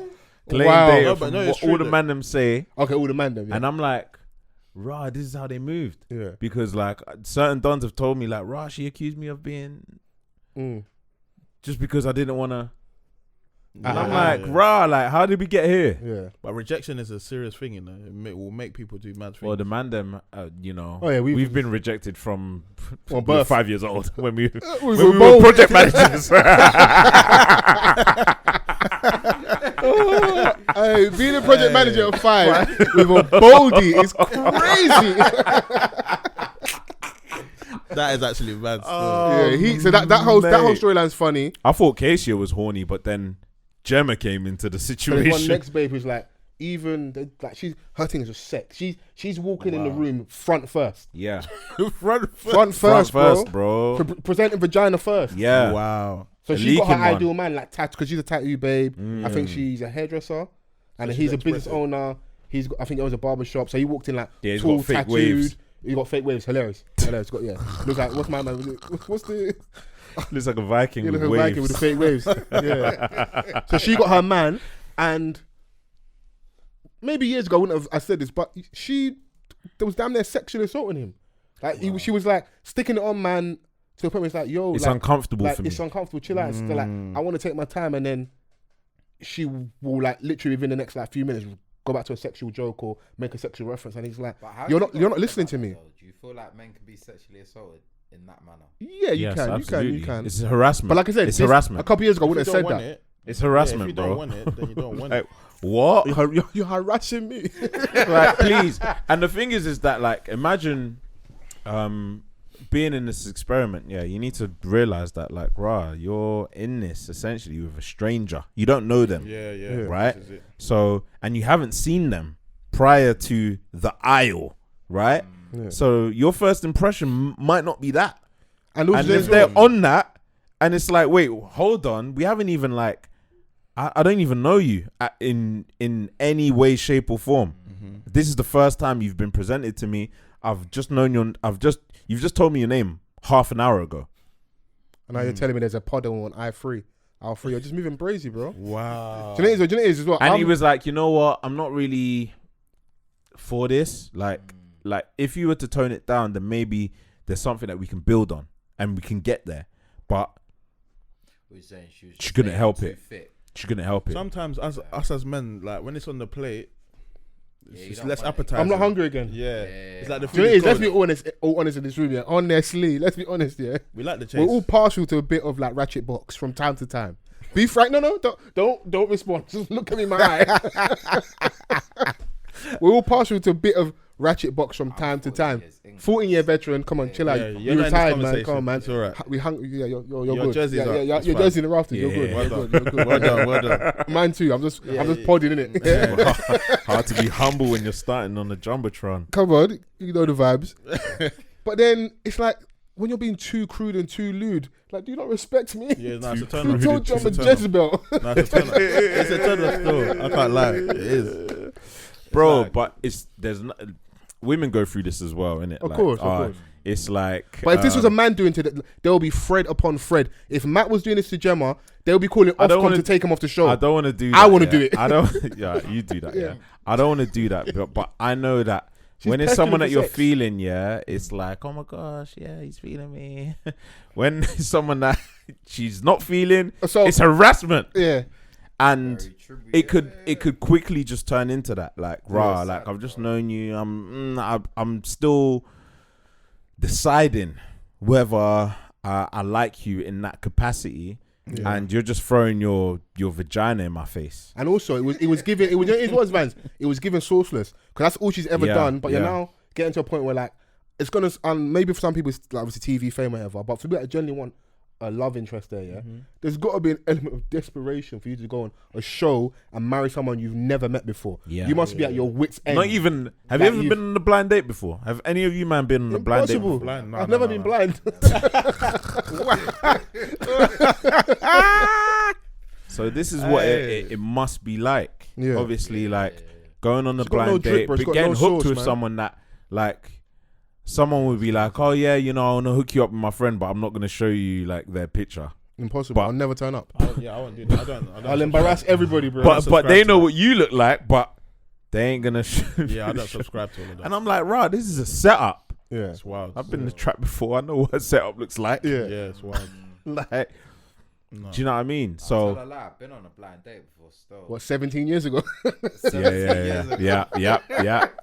17 years. Yep. Ago. Yeah, no, for real. Like, it'll be like one of the ones like my boy is linking a chick. Okay, like, and you've got to. I'm only coming if my girl comes, so now you got to. Oh, bro, can you follow me? Yeah. Follow me. Yeah. To the party. Sorry. Yeah. Like, obviously. In your younger years, you go, bro. In your younger years, you would go. Yeah. Today? Definitely not. No way. Obviously, 14 years, isn't it? God will bless you. 14 5-time world champion. What did Booker T say? 5-time world champion. Hulk Hogan will be coming for you, nigga. You're actually dumb. Oh my gosh. But you know, she was like, yeah. I don't want to overextend the point, but it was definitely giving no sauce, no confidence, no drip. Like you don't even know how to like chat to a man, move to a man without just being sex, because when you was probably being single or just dating and doing your thing, all your situations were casual, innit? For sure. And that's how you probably get in the guys. And then, for sure. I'm not saying you can't have sex with someone early and have a long lasting relationship, but whatever that is wasn't working for you. You're on this show now, and if you're going like for face value, she's generally here for love. Yeah. You didn't even have no like no finesse of how you was moving, and don't say to you to chill. You didn't heed the warning, and you pushed him into the arms of a black woman. Do you know what that means? Try. Bro. Never come back. The thing is... It's a white guy with tattoos. And also, a lot of these people are young for this to be their final resort, bro. But that's giving fame, though. That definitely want TV That's fame. giving fame to me, bro. Like, this can't be your last resort to find love. Yeah. Someone that you've just met at the aisle. What kind of madness is that? I'm going to go back home and tell my mum, oh yeah, like I'm going on this experiment where I'm just marrying a stranger. What? You get shipped. You be the first UK don to get shipped at 30 plus. That's wild. Fam, yeah. I'm sending you. Or I'll send her to an early grave. Oh yeah. She's like, hypertension. I can't deal with this. What the hell? Like, no, it's crazy. As a concept, it's hilarious. But what I find even more funny is you said like marriage boot camp. I mean, we laughed and joked about the shows about which of our ladies, like your Love and your Real Housewives of XYZ, Married to Medicine. It's so interesting. One of the biggest shows in the summer was obviously Love Island. We're talking about Married at First Sight UK now, yeah? But every couple of months there'll be like a regurgitated, generic dating talking point from like our black urban space, like Black Twitter or someone's podcast, and someone would say like, all we ever talk about is dating. But in the mainstream world, all they're making is dating programming. Who you partner with, it's mad. It will play a big impact in your life, and how you position it, bro. Imagine, you ever think of a time that you'll be sitting there watching a show where people are getting married when they've just met each other, but it's making compelling TV. It's all this stuff is all dating and how you're engaging with the opposite sex. Some people same sex, like. It's content, bro. So what I say that to say this: bring back dilemmas. Oh my God. Bring back dating topics. Bring back who plays on the first date. Jesus Christ, Fols. Let's get back to the bread and butter. Don't finish yourself. We used to be a proper country. Fols, don't finish yourself, please. Fols. I love you too much for you to finish yourself. Speaking of Love Island, Maya Jama has just been announced as the new host of the next Love Island. Has that been confirmed? Season, yes. What else have we been watching, guys? I gave Jungle a try. Oh yeah, the hip hop opera. Yeah.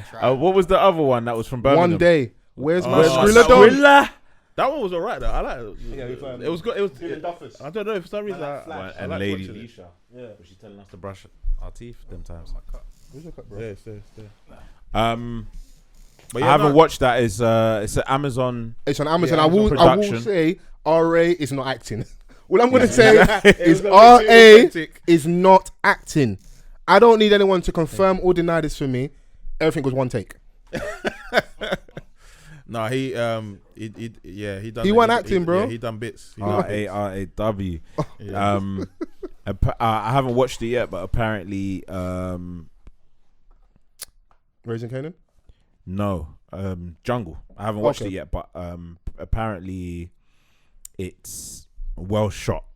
There's a lot of budget behind it. That I would say, like the difference in one day and that, you can see we've come on leaps and bounds. Yeah. Amazon bread is different.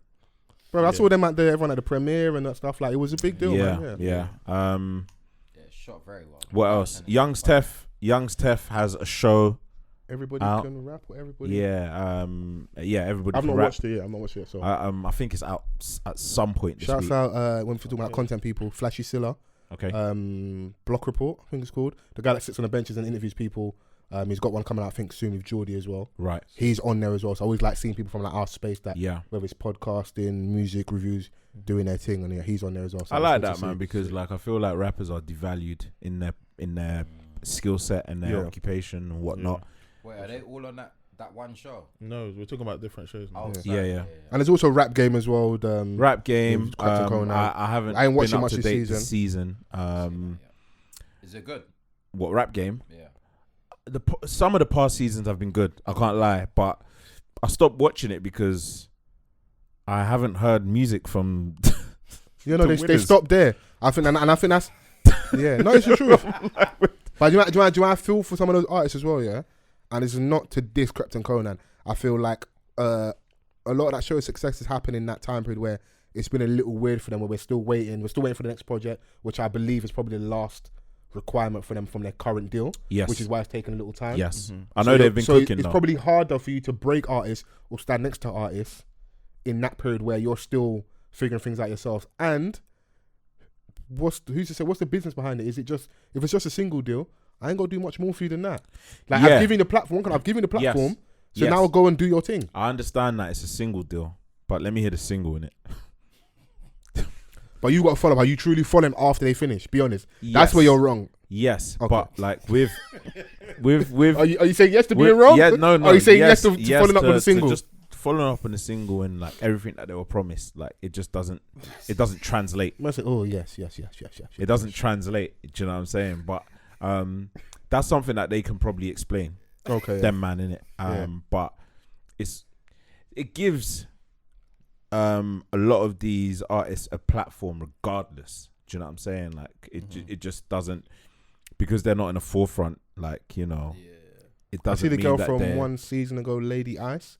She had a song recently, Made You Think, posted her. Yeah, it doesn't mean that, you know, they're not bubbling in their respective hometowns, because a lot of them are not from London. Yeah. Do you know what I'm saying? Like, so I can't say that I'm superly tapped into, you know, musicians out in Birmingham unless they make it down into the London type scene. That's our London bias though. It's our London bias. Do you know what I'm saying? So, but either way, man, shout out to Krypton Cones for having this show. I think it's something that is needed in the country. It helps with the infrastructure. Yeah. Raising Canaan came back because last week it was a break, and there was also like some sort of contractual disagreements with Stars and 50. Yeah, he's finished his contractual obligation in a minute. So, and I think they're with Lionsgate now. Yeah. But the story still continues because it's already been shot. Yeah. Raising Canaan. That's the only part I don't watch. Really? Raising Canaan. Come on, man, you're missing out. Nah, bro. I did episode 1, 2. I think I got to episode 3. It was a little bit of a slow burner, so I do get it. I didn't get into the Tommy one. I can't lie. It was alright still. Yeah. I mean, so you supporting the white man over the kidding. Raising Canaan is starting to heat up. Yeah. Usually when it gets to like episode 7, 8, it gives. They start jam packing all the writing into the next episode. They start to whet our appetite for the following season. I think that Kanan's mum, Raquel.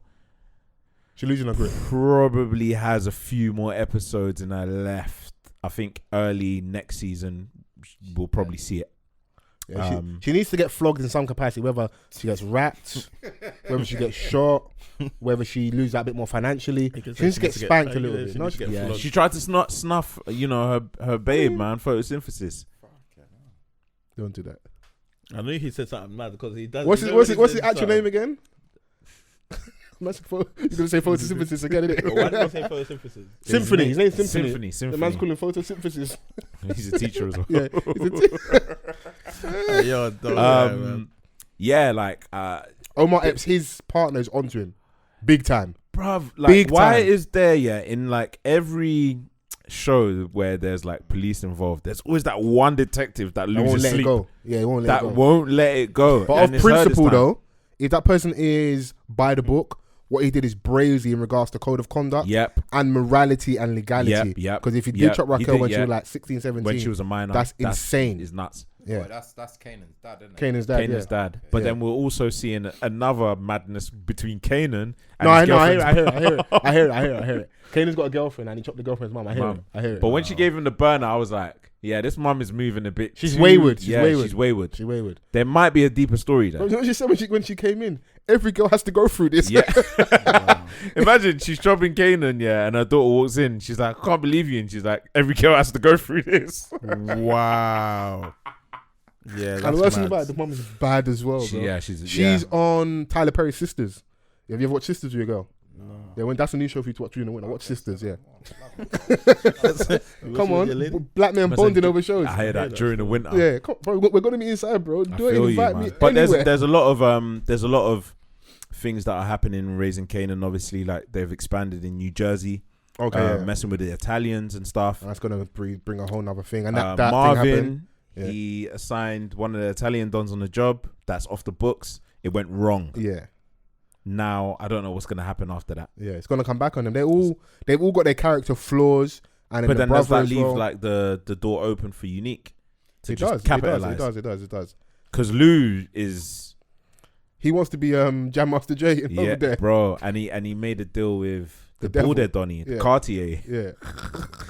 He's the slickest guy on the show, bro. Yeah, he's rapping dons like discreetly at the moment. Yeah, like we haven't really seen like what he can do, but it's kind of been shown on the periphery a little bit. Yeah. When he slapped my man. Selling this to me, still. I'm gonna watch it. Yeah. Now Raising Kanan is good. Like, some shows are like that. Like I know a lot of people when they first watch the while, like this is boring. You have to get into it. Like some shows you have to give a try in it. So and the good thing sometimes with shows is if you like avoid all the noise when everyone's watching it and you get to watch it on your own. Yeah. So you avoid those, like all the stuff we're saying now is not going to make any sense. But when you now watch it and you get to this point, if you do watch it, you'll be like, oh, that's what Fols and fans are talking about. Yeah, because this is season 2. This is not season 1. Yeah. Another thing that's bubbling on the streets, the House of Dragons. Yeah, still ain't watched it. Yeah, no one's watched it. No, I watch it, bro. Oh yeah, you watch it. Are you up to date? Yeah, but he likes dragons and fires. Bro, the last episode was break. Listen, I don't like what they did to the queen to be. Rhaenyra. Yeah, she's on some bullshit now, bro. Like she's banging the soldier, brother. Fire. Wait. Fire. I mean, shit. There's a lot to say about what's going on right now in this whole thing. Is there still a lot of Sodom and Gomorrah activity? Oh, there's always gonna be that. Okay. There's always gonna be when you watch a show like